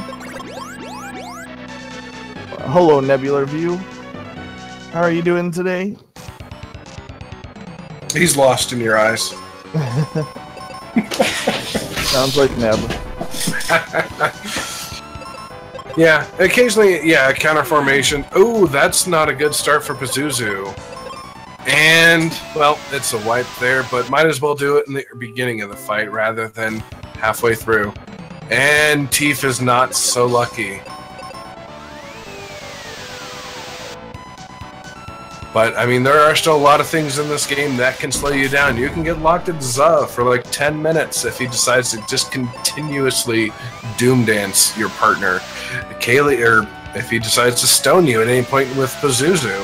I mean, there's a lot of things that can still happen here.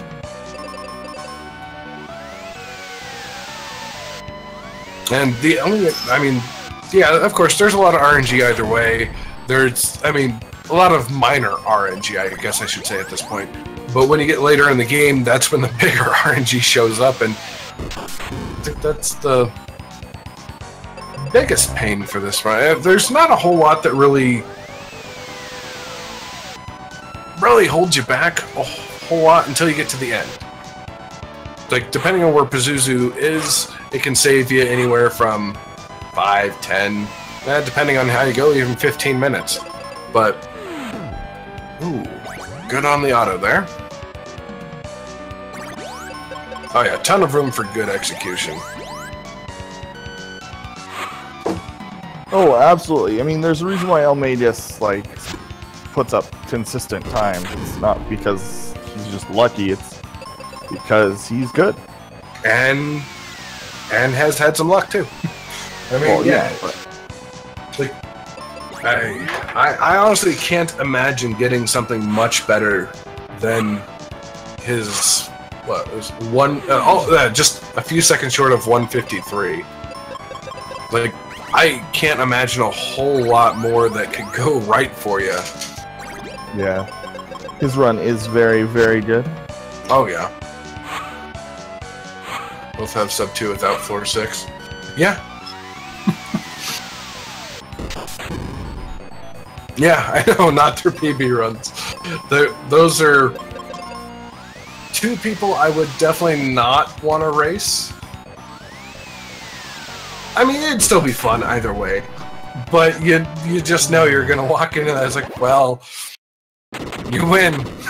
All right, and Boarum with the Pazuzu down.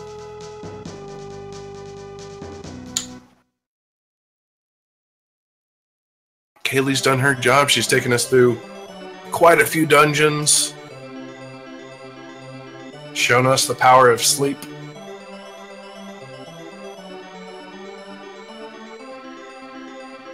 Again, she's just playing. We're all playing Final Fantasy Mystic Quest, and she's just playing Oblivion. She just hadn't slept in a long time. Yeah. She did a lot before she went to sleep.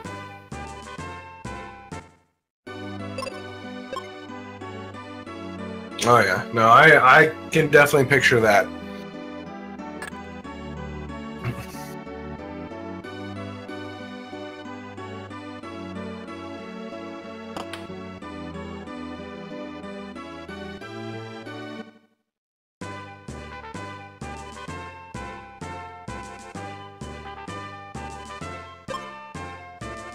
It's like I can honestly picture, depending on how luck goes, once we're out of the group stage, I really have a feeling, I say barring any like really, really bad luck, I have a feeling DDR is going to end up taking it.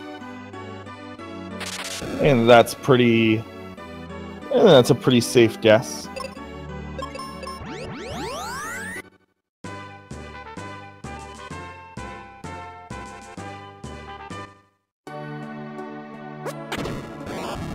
And that was most people's this. I just kind of assumed that Bowie or Almadius would be in the tournament, so I would have put my money on Almadius winning. But alas, that is not. That did not happen. Neither of them are in this tournament. Right. Which made sense for both of them. This tournament kind of came at a bad time for both of them, right in between both of them traveling across the country twice. So. This is correct, which gives some of us a better chance.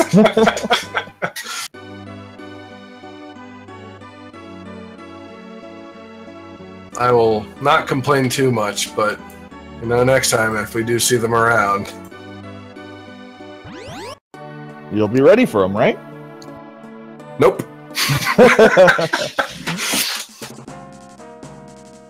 I'll be ready to lose. Yeah, he is definitely running the 4-job Fiesta. I tried that once. I played through it once. I can't do it again.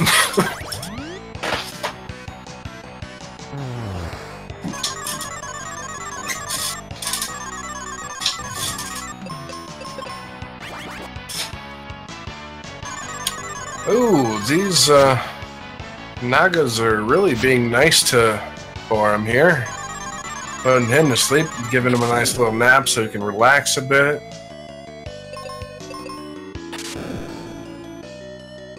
What? Oh, which floor did Tief get? Either 2 or 1. Well, either way, if it's 2 or 1, then yeah, you just walk 2 and exit out.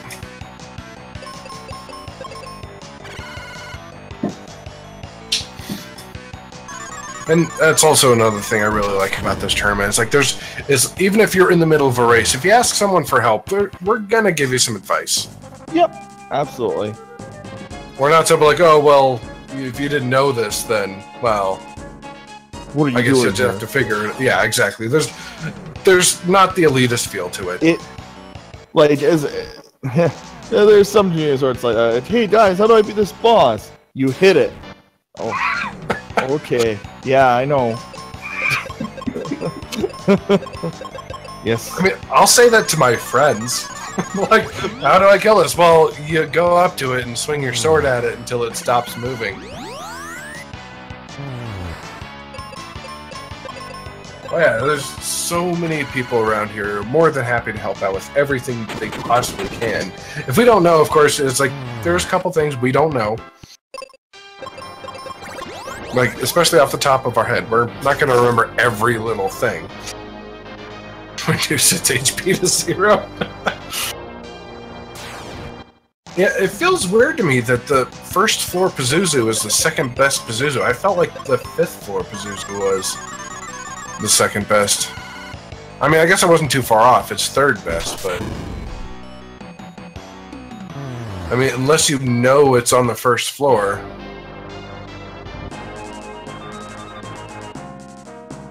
Yeah, it's especially frustrating when you're, like, ready to quit a speed game, and somebody gives you that answer, you're like, okay, guess this is actually as hard as I think.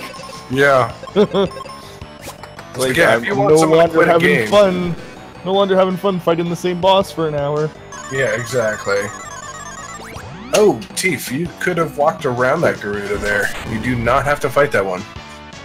That little pillar, you can walk right around the side of it and just avoid that first fight altogether. So you only have to do one fight on the way up to go fight Pazuzu here. I'm really hoping it is 1st floor with exiting out like that, because I mean, I guess it wouldn't have been 3rd floor. He moves away from 3rd floor, so he's not going to appear back there unless you move him there.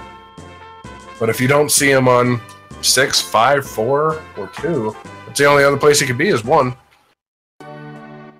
Yeah, 5 is more walking than 1st floor. Yeah, that makes sense.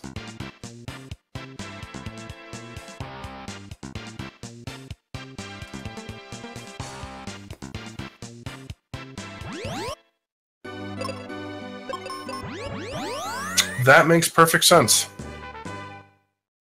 It's like I just had that realization myself right before that. Because you see him on every floor, and except for the 3rd, but you talk to him on the 3rd and he moves from there. So, by logic, he wouldn't be there again. Is a time lost to lock 4 on your way? Yeah, it would be.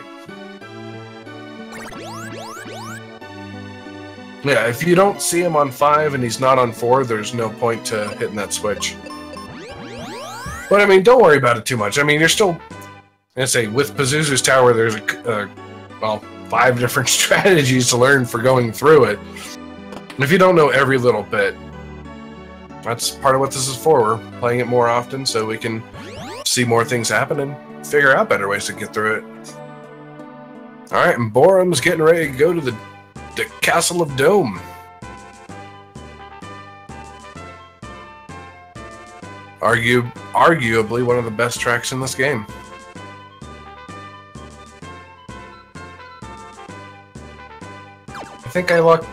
Personally, I think I like Lava Dome just a little bit more, but that's probably because we almost never hear it.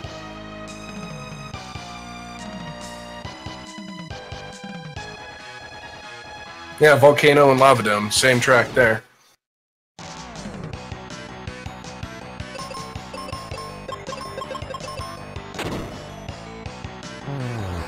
Alright, we'll see if Boarum, since I imagine he might know he's ahead. Might decide to go for the Aegis Shield.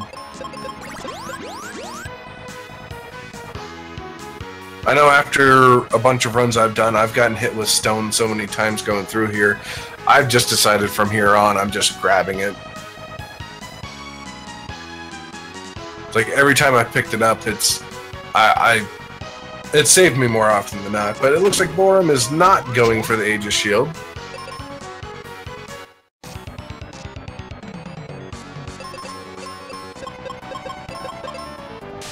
Oh, I see what you mean by that was a goof, Tief. That was definitely a goof. Because Even though we just got rid of a Psych Shield, I feel like Kaylee goes first more often than not. But when he goes to do his Psych Shield, when he releases it. Yep, and yep, the Skull Rex has exactly 10,000 HP.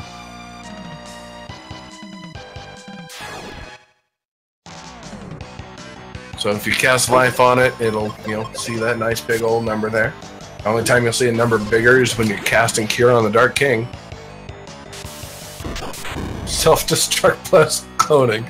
Perfect strat, 10 out of 10. Yeah, Kaylee 2 is actually faster than Phoebe 2. That makes sense. Because when you're fighting Zuh, you pretty much don't have to worry about Phoebe ever going faster than him. I think I've only seen it happen, a handful of times at most. Out of all the times I've fought Zuh, that Phoebe would end up going first. But most of the time, if I'm going to have Phoebe attack, and I'm not sure, I'll just have her use the bow. It does a decent amount of damage, and there's no chance that you're going to get hit back with it.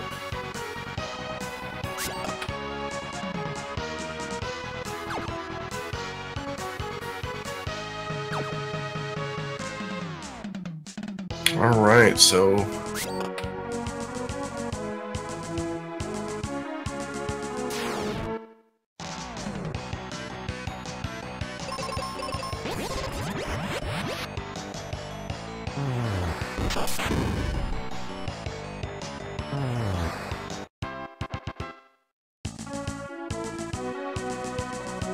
His Pazuzu fight doesn't seem to be going too badly right now. Oh, no, it's still fine. Yep, this is fine. Using Seed. Good idea. Oh, there goes Ben. Yep. And Psych Shield's down. That's the worst time to go down. It's right before he releases the Psych Shield. It's a wasted turn for you right there. You use Windstorm, and that hits Kaylee with just enough damage, so she'll use Cure on both of them.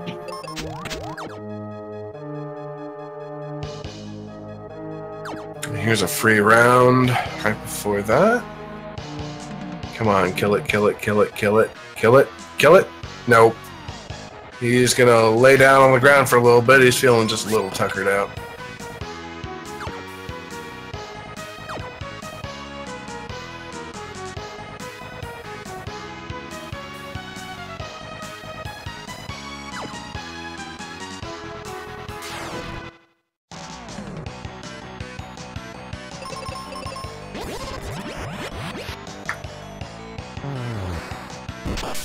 Well, Kaylee actually went second. It's a good thing she used an axe instead of arrow, because I feel like if you cast that, the game just knows and makes you go first anyway. Like, nah, you're not doing this today. You're not pulling a fast one on me.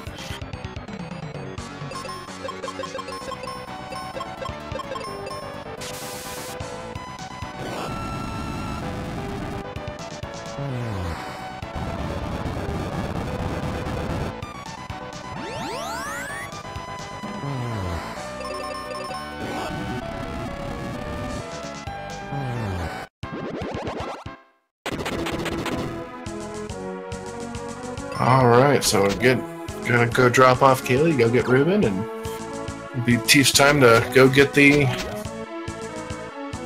Mac's ship. After he gets a Thunder Rock. Amongst other things. Alright, Boarum's heading into the Lava Dome area. Got 2 bosses left that can give you a little bit of trouble. The dragon doesn't give you a whole lot of a hassle here, but as much of a troll that Pazuzu can be, I feel like Zuh, or Zoo, however you would like to say it, is just that much more of a troll.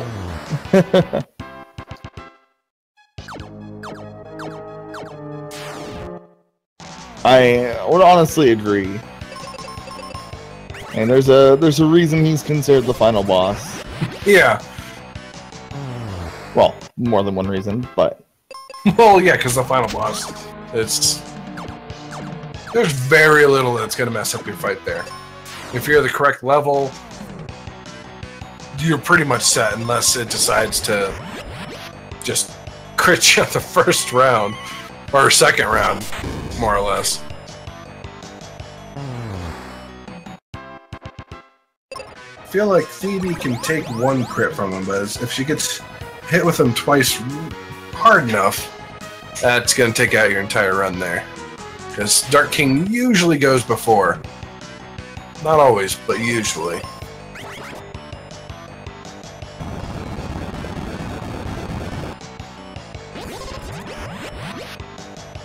Alright, Benji's getting a little stoned over there.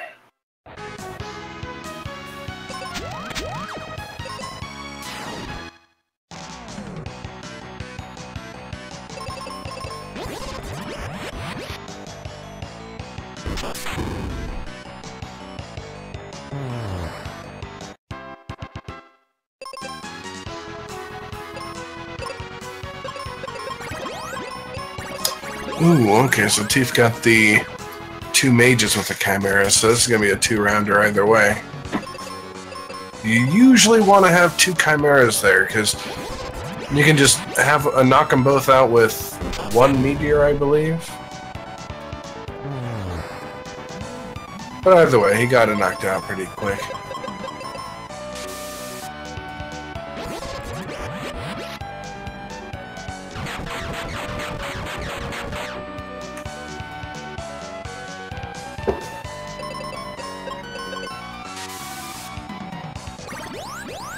Boarum's having a relatively easy time with the twin head.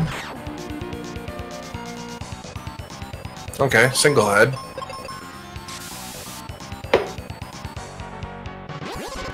Maybe just chop off people's heads, their horses, kill them. Right. I don't know if we're the heroes here.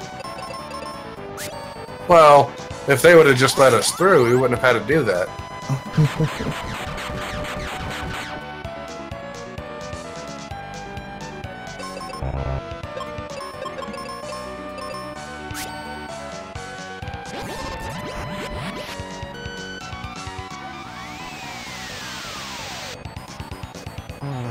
Alright, twin head down. We are getting there.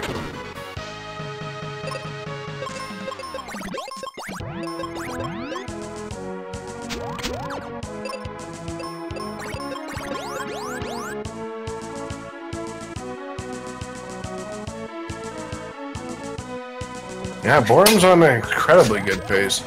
He doesn't look like he's going to PB. It depends on how well Zud treats him. He could, it's a possibility, but we'll have to see how the next couple fights go.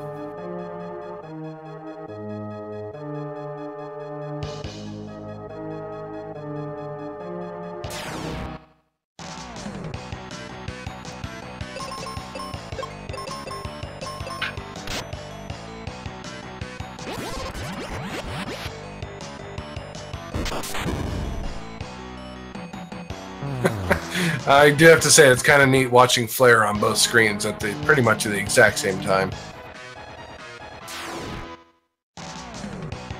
Yeah, no, it's not that likely he's going to PB on here. He'd have to have incredibly good luck on pretty much all the fights from here on.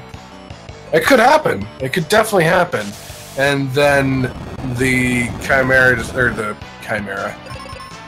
the Cerberus decides just to wipe his party.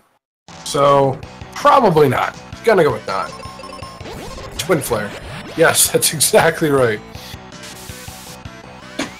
If Boarum had named his character Palom and Tief had named his character Boarum, that would have been indeed Twin Flare.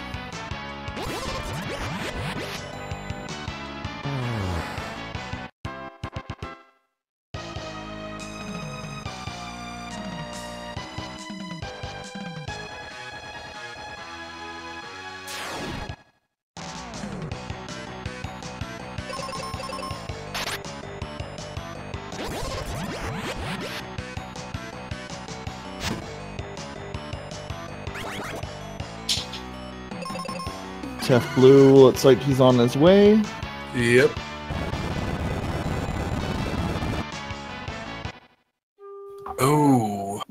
that's painful. Insta gibbed Phoebe. Well, not Insta even. It would have been better if it was Insta.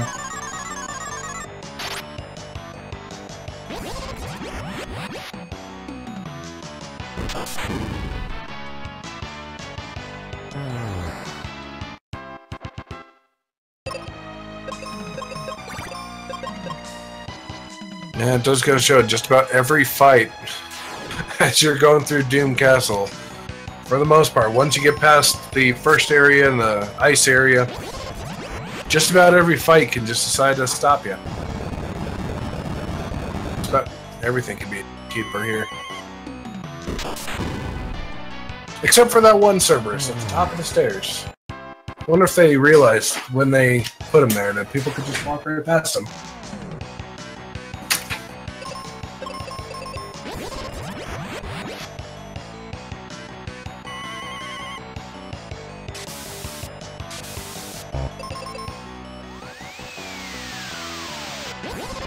Oh, he is getting hit with all the status effects now.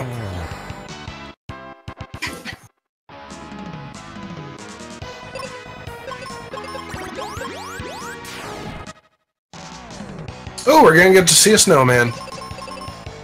You almost never see that anymore.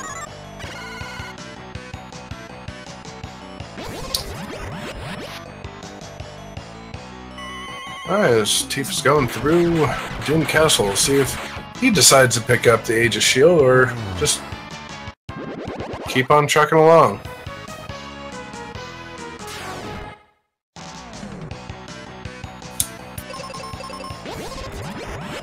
And he's just going to keep on trucking.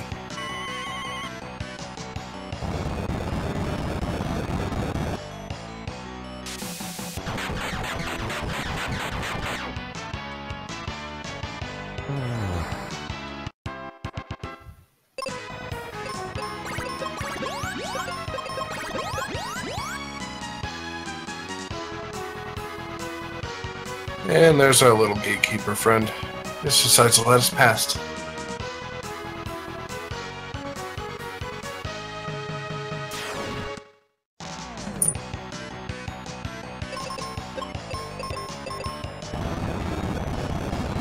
Alright, upcoming Jerkbird. Let's see how it goes.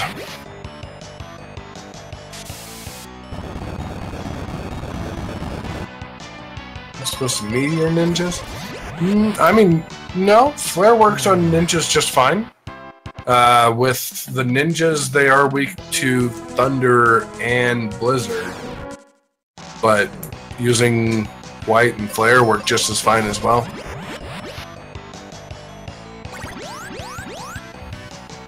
But if there's one left and it doesn't take you a whole lot of time to menu over to it, why not throw a blizzard? Everyone likes to see a happy snowman every once in a while.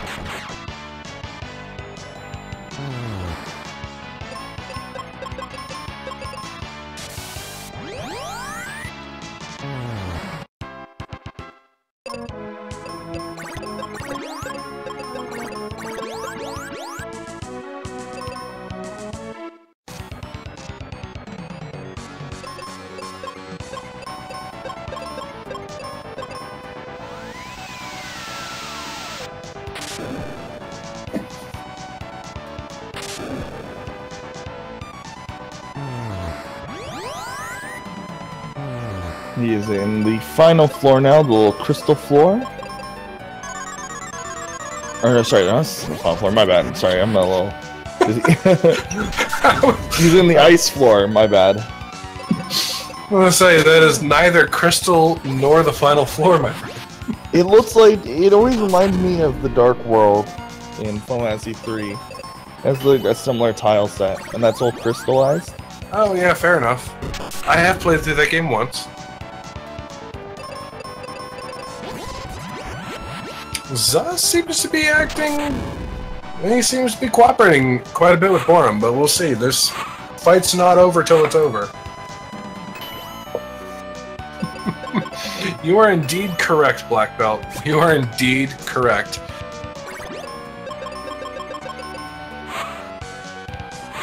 Zuz on the ground. Psych shield. Too much farther from here. No, we are looking good.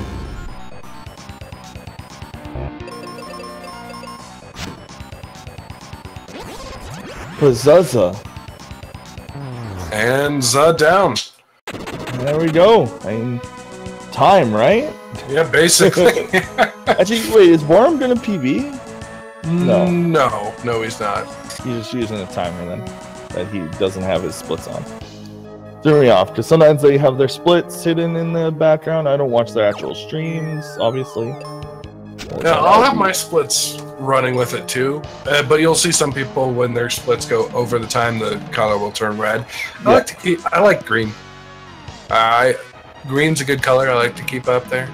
Makes me feel happy. Even if I'm doing terrible, I just look up and I'm like, it's green. That's a nice color. But no, Boarum finished the Zuff fight, I'd say. Looking at his PB time is 2 hours, 4 minutes, and 36 seconds. Finishes 2:05, so yeah, he did not have a chance to PB on this. But either way, still a good fight. He did, well, unless the Dark King decides to keep him running in a circle for 20 minutes or so, I'd say it's safe to say he's coming away with a victory here. Which puts him in his group with 2 wins and 1 loss. So it looks like it's going to be him and probably Mark in his group going along, depending on how Tief does against Mark.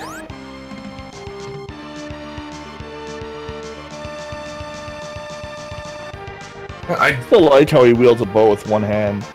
Right? The bow and the arrow. Yeah. Same hand. Right? And time for Boarum. That is beautiful. It's like 206.55. 206 is very respectable. Oh, easily. And Tief dying on the stone golem, but not to the golem himself.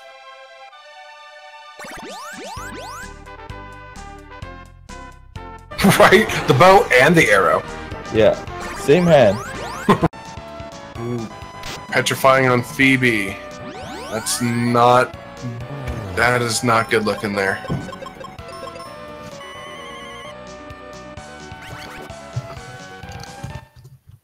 Yeah, that is not good at all. Getting double stoned.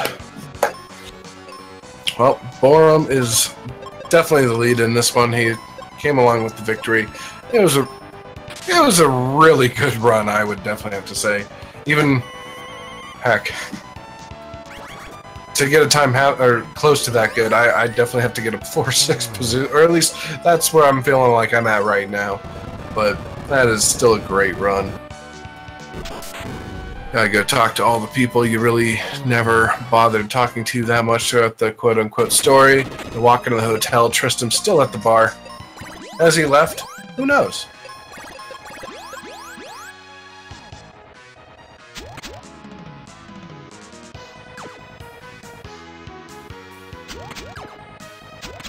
And that's actually one thing I've always wanted to try on that one part. Because Tristram stays at that spot in the bar until you get the key from him throughout the normal story. Once you leave and re-enter the room, he disappears. But during this run, after you drop off Ruben and get Tristram, I imagine with Tristram in your party, he'll still be standing there. Which is, I'd say, probably still a neat little glitch with this, but...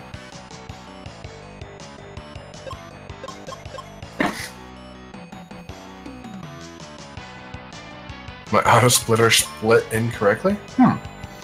Will there ever be a Mystic Quest randomizer tournament?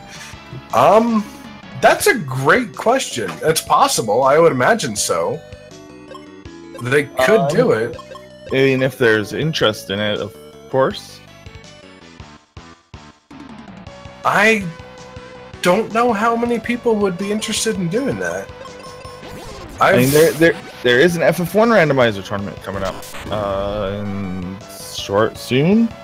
Oh, I don't know if it's on this channel, but I know it is a thing. That's interesting.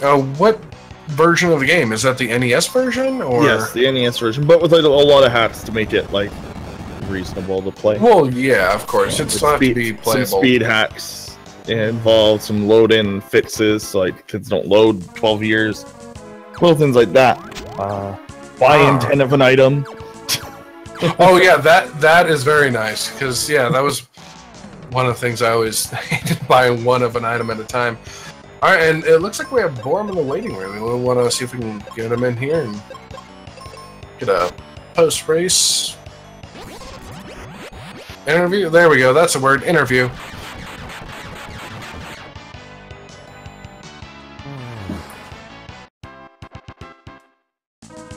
Thank you very much for the sub. 13 months in a row. I didn't even know that this channel had sub for 13 months. I didn't even know the channel existed for 13 months.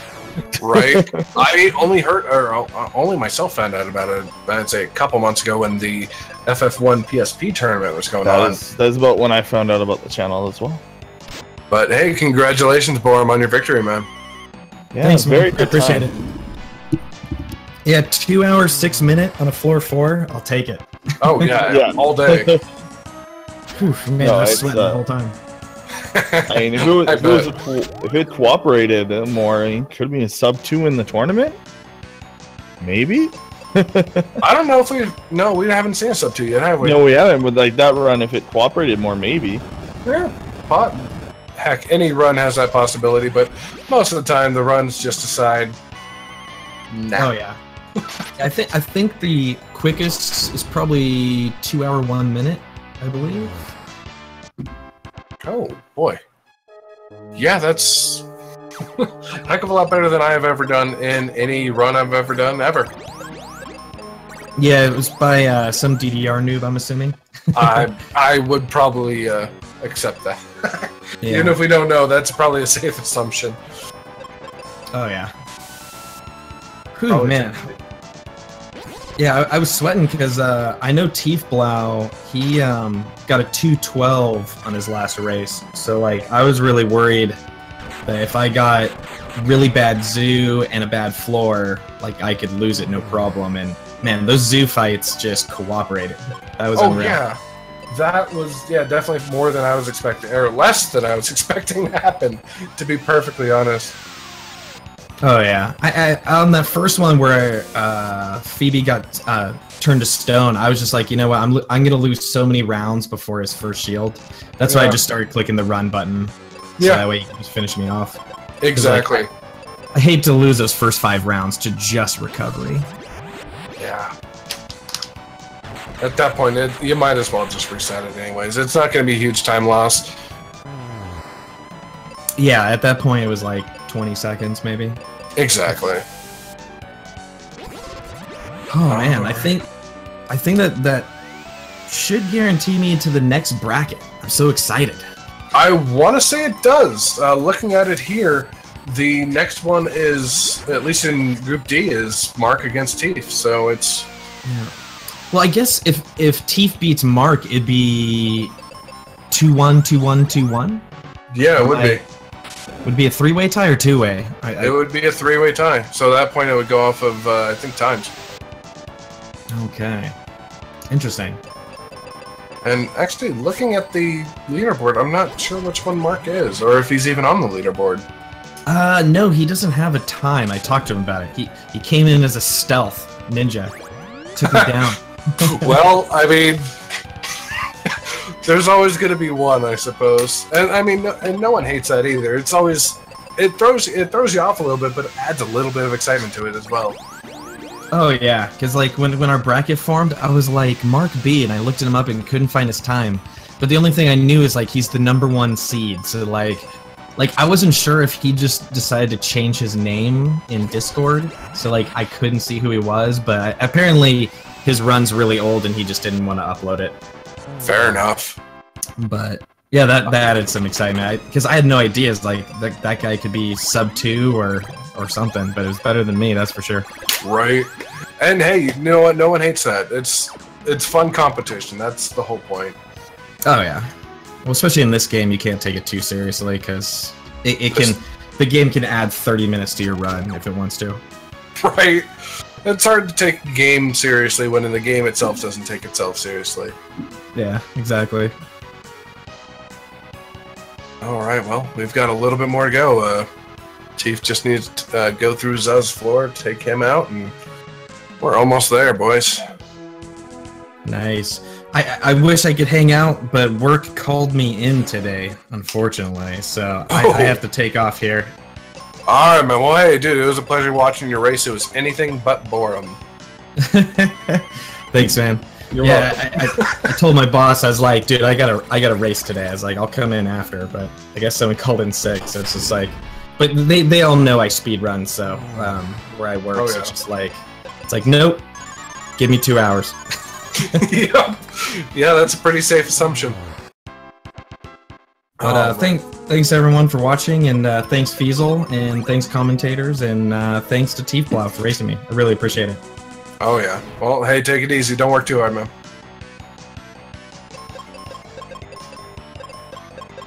Alright, just a little bit more to go.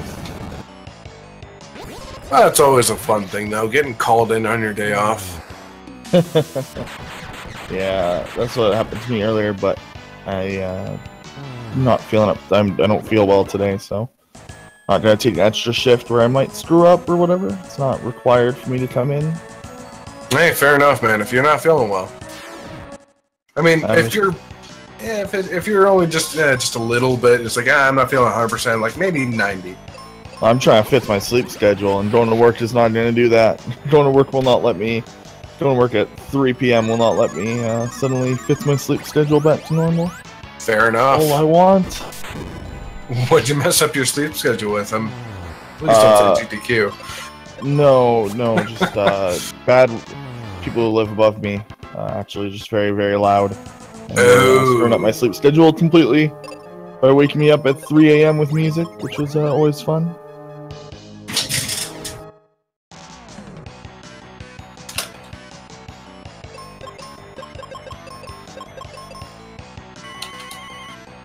But it looks like we are, yeah, as you said, we are wrapping up TiefBlau's run. Although he did say he's gonna let's play this, but we do have another race. So don't you do that, Tief. You got it, man. No, don't give up just cause.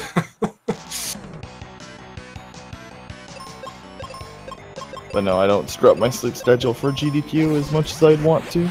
Right. I mean, yeah, I like to watch a lot of things live, but I mean, they got VOD, so you don't have to screw up your sleep schedule. Definitely. I caught most of the FF7 run, just my screwed up sleep schedule, but it's not exactly when I missed the Earthbound run. Right. Because it was like, missed half of it at least. Oh no, I understand the feeling. I'm normally working Sunday, Monday, or no, Saturday, Sunday, Wednesday, and Thursday, so I missed a good chunk of it. Yeah, I know. I missed a pretty large chunk of it as well. I did catch some of the runs people ended up saying were like the best, like the past Lich run, the Final Fantasy 7 run. At least half of it I saw. Those kind of runs that most people thought were really good. Yeah. I was just getting a kick out of the names on Final Fantasy 7. No, yeah, there were some good names for that. Some community member names, which you don't see as much as I'd hope. You don't really see as many like speedrunners getting people behind them to be named in those games, and that, I don't know. It always feels a little sad. It's like, oh, come on, guys, let's support our runners. Right, and actually, I know Seven Sins ended up getting. Yeah. Did he end up getting Sid? Yeah, he was. I believe he was. I'm pretty sure he got Sid. Pretty sure because he, like, him and his fans and then other people rallied around. I think he ended up being Sid. It makes sense. They're both angry all the time. Seven's not angry all the time. I just remember specifically one time when he was playing Final Fantasy X-2. He took the game out of the PS2, put it back in the package, and held it up and just punched it. Beefaroni was an amazing name for Tifa. Oh yeah, Spike Vegeta as Cloud makes sense. Best name is Taco from Chrono Trigger. Oh, that's beautiful.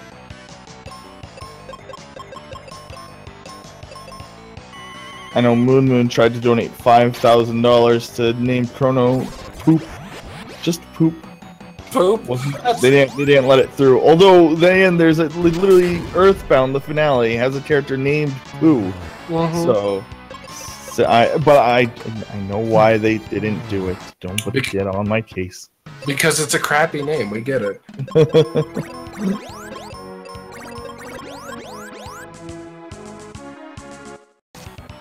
All right, here comes let's see if he is nice to Tief as he was to Boarum. I'm really hoping he is. Nope. Oh no, that wasn't Deathwind. Never mind. No. Maybe. Nope. That was just a regular tornado. Which great tornadoes are too. Yeah, great tornadoes are fine. You can throw those all. No, don't use arrow. There you go. Flare. Perfect. Oh, there's the Doom Dance. That's At least fine. it's on Benji. Yeah, it's on the right character. No, it's on the left character.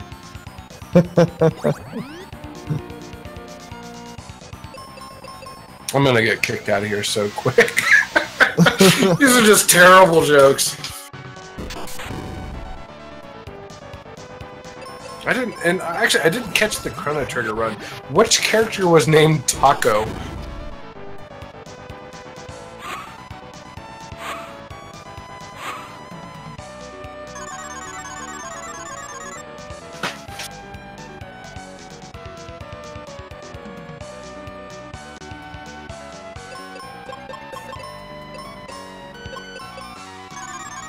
Oh, Chrono was. Oh, that's.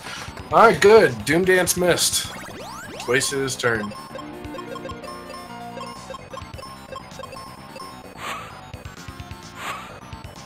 Chrono. Taco, the savior of the world. That's amazing. I dig it.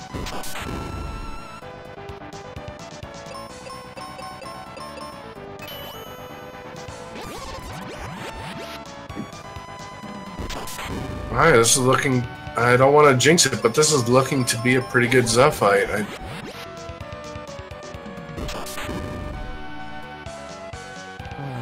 Very good Zuh fight. There we go. We skipped the last animation altogether.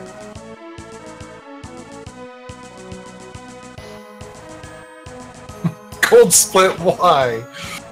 Well, because you did better this time than you did last time you went between the Wyvern and Zuh.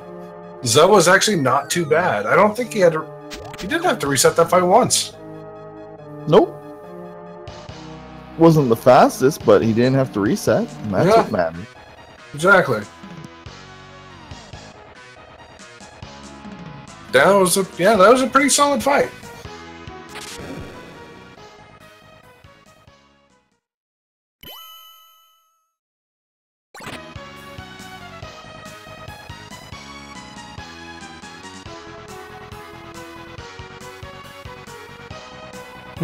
See, way better when Zuh doesn't cheat. Zuh? More like, huh?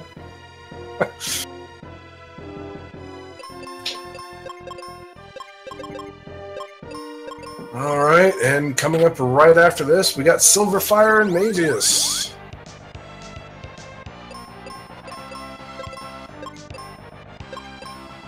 And from the looks of things, I don't know who all's going to be commentating.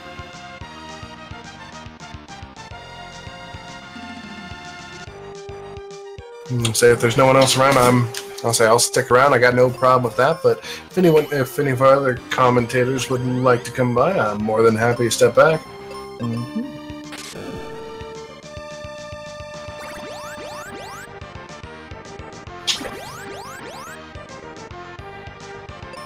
Ooh, that cure miss though.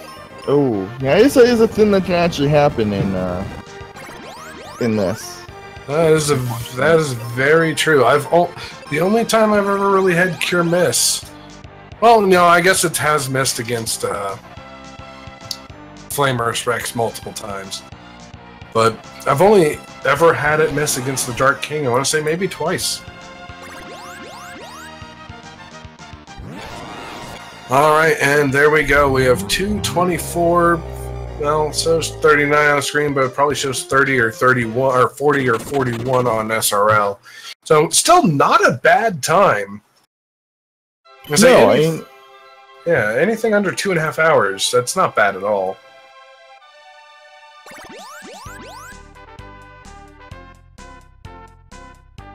I mean, granted, above 2.5 hours, that's not bad either. It's a long game. There's a lot of stuff to deal with. But what the shit? Sorry. I don't know what that noise is. I'm house sitting. I have to go find out what that noise is. Okay. Oh, boy.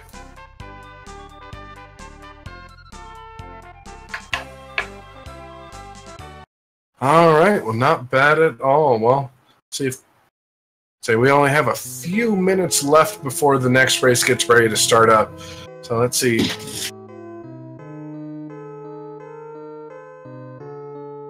Still not a bad run. And so he got hit by quite a few different things. RNG wasn't the nicest to him ever, but not a bad run. You really can't hate it.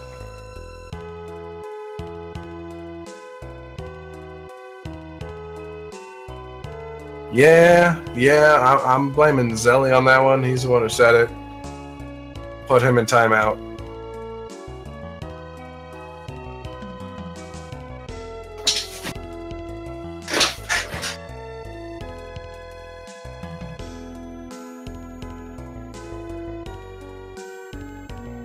How dare you tell me what I can and can't hate?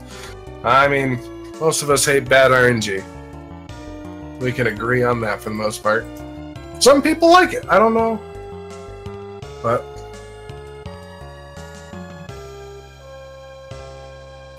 alright, but either way, that was a really solid race here.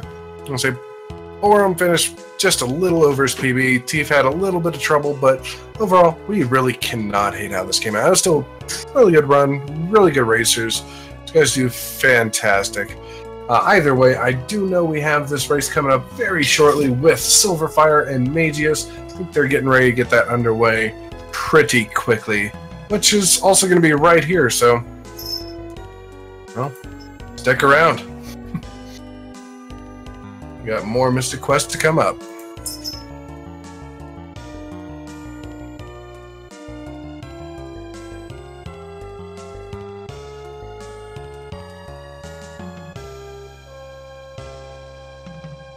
We'll talk with... Okay, yeah, we'll talk with Tief for a few minutes once he gets his mic up here.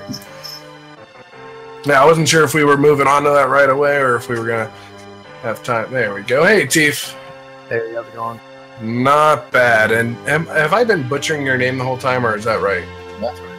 Oh, sweet. Perfect. I didn't have anyone to tell me one way or the other. But not a terrible run. I kind of feel like it was hot garbage in a lot of places. Hey, I mean, you still did sub 230. I'm going to consider that a decent run. I mean, yeah, I can understand. Some parts were a little rough. Yeah. I also was, this is not the time to do it, but I was just kind of like trying out different stuff. Like, yeah, Quakeless is a thing, but I was kind of seeing if I could get away with 4 seeds instead of 5, because I didn't have a lot of fights I really wanted to run away from at the beginning. Yeah. No, I couldn't make do with just 4, though. Right. No, I understand that all too well. Usually, a safe thing to do is to duplicate, or yeah, at least make 2 extra seeds, so you have 5 throughout there. But, I mean, it never hurts to try something new, because, I mean, you don't know unless you give it a shot. And worse comes to worse, this happens. Yeah, and I also kind of figured out, just kind of comparing, Boarum my progress, that it actually really is quite a bit faster to seed up and just, spam cures. Oh, yeah. I was basically trying to save a seed and try all that, but, now that I think about it, duplicating doesn't take that long, but flailing about for a while on Flamerous does, so... This is very true. This is very true. I mean, we've all done that at least once or twice, but I mean, you don't find out new things unless you try them out, and either it's gonna work or it's gonna, bite your rear. Well, some people learn well from watching others, but I'm one of those people where I have to fail at it myself before the lesson sinks in. So, Well, yeah. one of those ways was in the Great Tree. There's a path where you're supposed to, take the middle doors to the left door because you avoid an encounter. I'm like, encounters don't take that long, and chopping through all those trees, that's a hassle, and that takes a while. But yeah, it's faster chopping through the trees now that I compared it. Yeah, no, I've tried that before myself, just like you said there. Because, I mean, you don't really know personally until you actually give it a try. Which, yeah, I mean, I can't blame you for that at all. I mean, it's called trial and error for a reason. You don't know until you try it, and then you make a mistake, and like, well, I'm not doing that twice. Yeah, so I see that we have the next race coming up soon. It's a good thing I got mine done in 2.5 hours. So, right, just barely cutting under the time, but I mean, we're all missing quests tonight, so as far as I can see, so we got nothing but time. Oh yes, are you commenting the next one? It looks like it, unless you would like to. I got no problem sticking back. I know. I think Meekin is going to be coming by. I could honestly leave it up to you, because I know Mikan and I'm good friends with him. So, it's up to you. I mean, this is actually my first time commentating, so I mean, I got no problem either way. I'm sitting here watching or commentating either way. One way I hear music, the other way I don't. Hey, it's Mikan. Yo, fellas. You're the reason I got into this. I'm sorry. You better be. That's the proper response. Triple commentary. Oh, that might be too much. That might be a little bit much. Might be good though. Might be good. It could be. I feel like it has a higher chance of us trying to talk over each other than anything else. But I mean, I guess we'll see what Beazle wants to do with it. It's up to him, I guess. Doesn't matter to me. I'm happy being here. Either way, I'm gonna be here watching the race or commentating. Well, honestly, it seems like it'd be fun, so I'd be down for it. Let's do it. Alright. I am actually going to take just a quick break because I've been sitting here for almost 3 hours straight watching this. So I will be back in just a few minutes, and we'll be starting the race before too long anyway. So hopefully I can catch the beginning. It works out, so definitely. I should join the other race chat then.